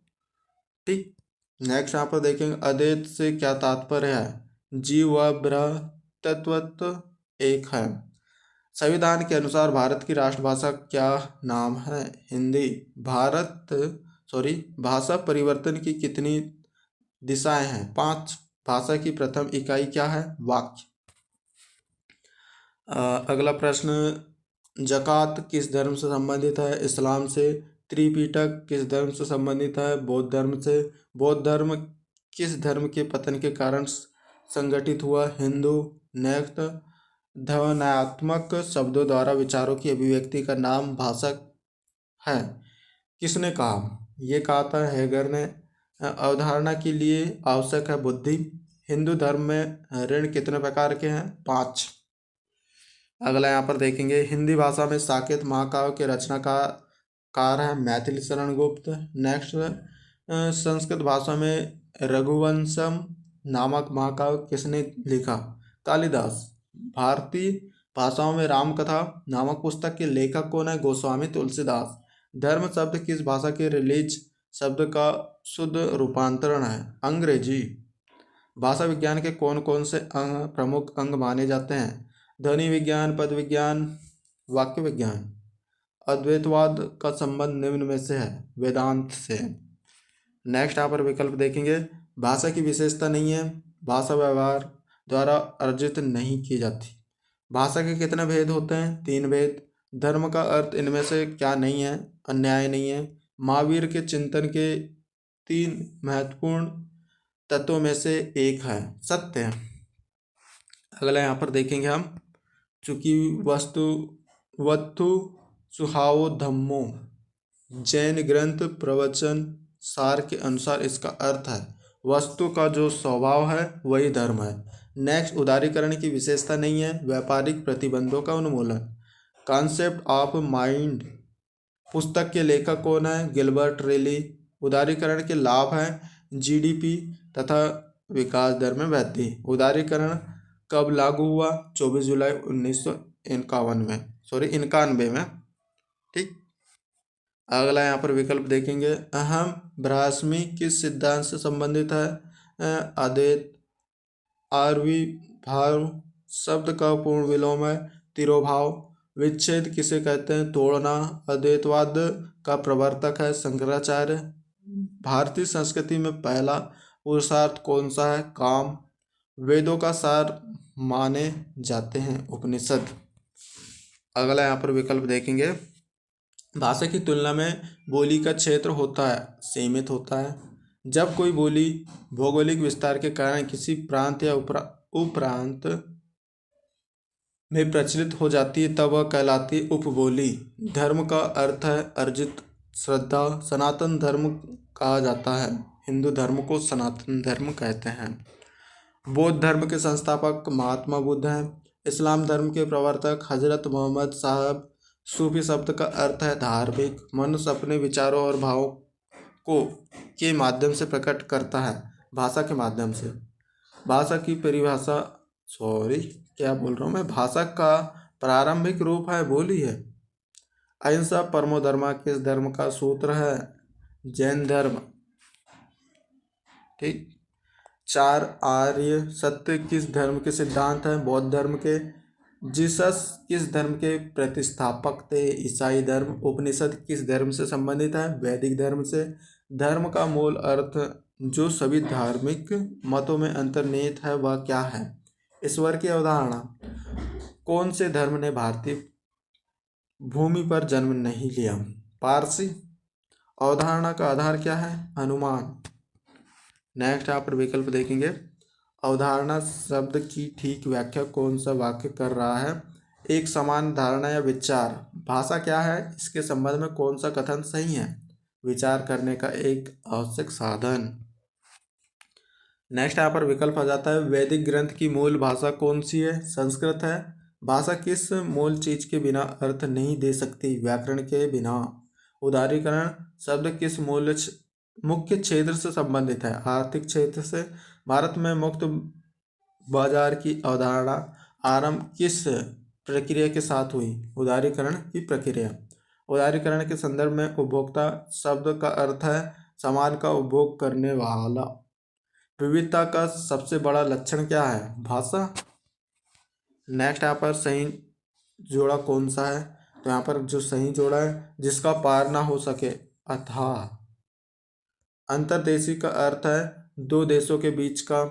सही युग्मन कौन सा है? अमरावती, इंद्र की पुरी। ठीक, कौन सा सही जोड़ी, कौन सा जोड़ा सही नहीं है? अपरिमेय, जिसे मापा जा सके। ठीक। नेक्स्ट यहाँ पर जो विकल्प है, शंकराचार्य जी ने कितने पीठों की स्थापना की? 4। चांडाल को गुरु मान जिस श्लोक में उनकी वंदना की है, उसका नाम क्या है? नरपंचक। ठीक। नई आर्थिक नीति का संबंध प्रमुखता से किससे है? आर्थिक उदारीकरण से। नेक्स्ट, जब कोई बोली भौगोलिक विस्तार के कारण किसी प्रांत या उपप्रांत में प्रचलित हो जाती है, तब वह विभाषा कहलाती है। ठीक, या उपबोली भी कहलाती है। नेक्स्ट, अवधारणा शब्द का अर्थ है इनमें से कोई नहीं। भारतीय संस्कृति में पहला पुरुषार्थ कौन सा है? धर्म है। नेक्स्ट, याज्ञवल्क्य स्मृति में धर्म के कितने लक्षण बताए गए? 10। भाषा की प्रथम इकाई ध्वनि। मध्य प्रदेश में कौन सा ज्योतिर्लिंग स्थापित है? ओमकारेश्वर ज्योतिर्लिंगी। वेदांत किसे कहा गया? उपनिषदों को। ठीक। नेक्स्ट यहाँ पर आ जाता है, द्वारिका स्थित मठ का नाम है शारदा पीठ। आदि शंकराचार्य का जन्म कौन से राज्य में हुआ? केरल में। नेक्स्ट, शंकराचार्य ने श्रृंगेरी मठ में अपना उत्तराधिकार किसे नियुक्त किया? क्या? विदुशेखर को। ठीक, यहाँ पर मैंने आंसर लिख दिया, विदुशेखर को। नेक्स्ट, आदि गुरु शंकराचार्य द्वारा रचित ग्रंथों को कितने वर्गों में विभाजित किया गया है? 10 वर्गों में। अब भाई यहाँ पर जो विकल्प है, जब सभी विकल्प गलत है तो यहाँ पर एक ऑप्शन भी रहना चाहिए, इनमें से कोई नहीं। पता नहीं कैसा छाप देते। तो विदुशंकर शेखर को उसका सही आंसर हो जा रहा था। नेक्स्ट, शंकराचार्य के दर्शन का मूल आधार क्या है? अद्वैत दर्शन। नेक्स्ट, धर्म का अर्थ है धारण करना। ठीक। नेक्स्ट यहाँ पर विकल्प देखेंगे, उससे पहले जिस भी माता बंधु भाई बहन दोस्त भाई जिसने भी सब्सक्राइब नहीं किया तो प्लीज़ सब्सक्राइब कर लीजिए। वीडियो को अभी तक लाइक नहीं किया है तो क्या कर रहे हो भाई? लास्ट में लाइक करोगे क्या? तो लाइक भी कर दीजिए। डिस्क्रिप्शन में टेलीग्राम व्हाट्सएप ग्रुप के लिंक है, ज्वाइन आप सभी को कर लेना है। PDF वगैरह हम वहाँ पर प्रोवाइड करा देंगे। काफ़ी सारे आपके साथ पढ़ने वाले स्टूडेंट भी वहाँ पर मिल जाएंगे। ज्वाइन आप सभी को कर देना है, सभी दोस्तों को शेयर भी कर देना है। ठीक, तो यहाँ पर देखेंगे, प्राचीन भारत में राजाओं के पास अनपेक्षित प्राकृतिक आपदाओं से प्रजा को मुक्त करने हेतु विशेष संचित धनराशि रहती थी। उसे किस नाम से जाना जाता था? राजकोष। भारतीय चिंतन के अनुसार धर्म के इतने कार्य बताए गए हैं? 3। नेक्स्ट, अद्वैत का अर्थ है द्वैत का ना होना। नेक्स्ट, किस ग्रंथ में भाग को नेति नेति कहा जाता है? उपनिषद को। नेक्स्ट यहाँ पर जो प्रश्न है, सच्चिदानंद के कितने रूप हैं? तो सत चिंत आनंद। ठीक, सचेतानंद। ठीक, तो इस प्रकार ये था लास्ट ऑब्जेक्टिव प्रश्न। तो सारे के सारे ऑब्जेक्टिव प्रश्न हमने कवर किया है। जिसने भी सब्सक्राइब नहीं किया सब्सक्राइब कीजिए, और स्क्रीन पे जो वीडियोस दिख रही हैं वहाँ से आप अदर वीडियोस देख सकते हैं, और हमारे चैनल पर सभी वीडियोस अपलोड हो रही हैं। तो प्लीज़ नीचे आप कमेंट करके फिर भी आप बताइएगा कि मुझे नेक्स्ट वीडियो किस टॉपिक पर लानी चाहिए। आपके हिसाब से ही वीडियोस यहाँ पर मैं बनाने वाला हूँ। ठीक है, बाकी एक लाइक करके दोस्तों को शेयर ज़रूर कीजिएगा, काफ़ी ज़्यादा मेहनत लगती है।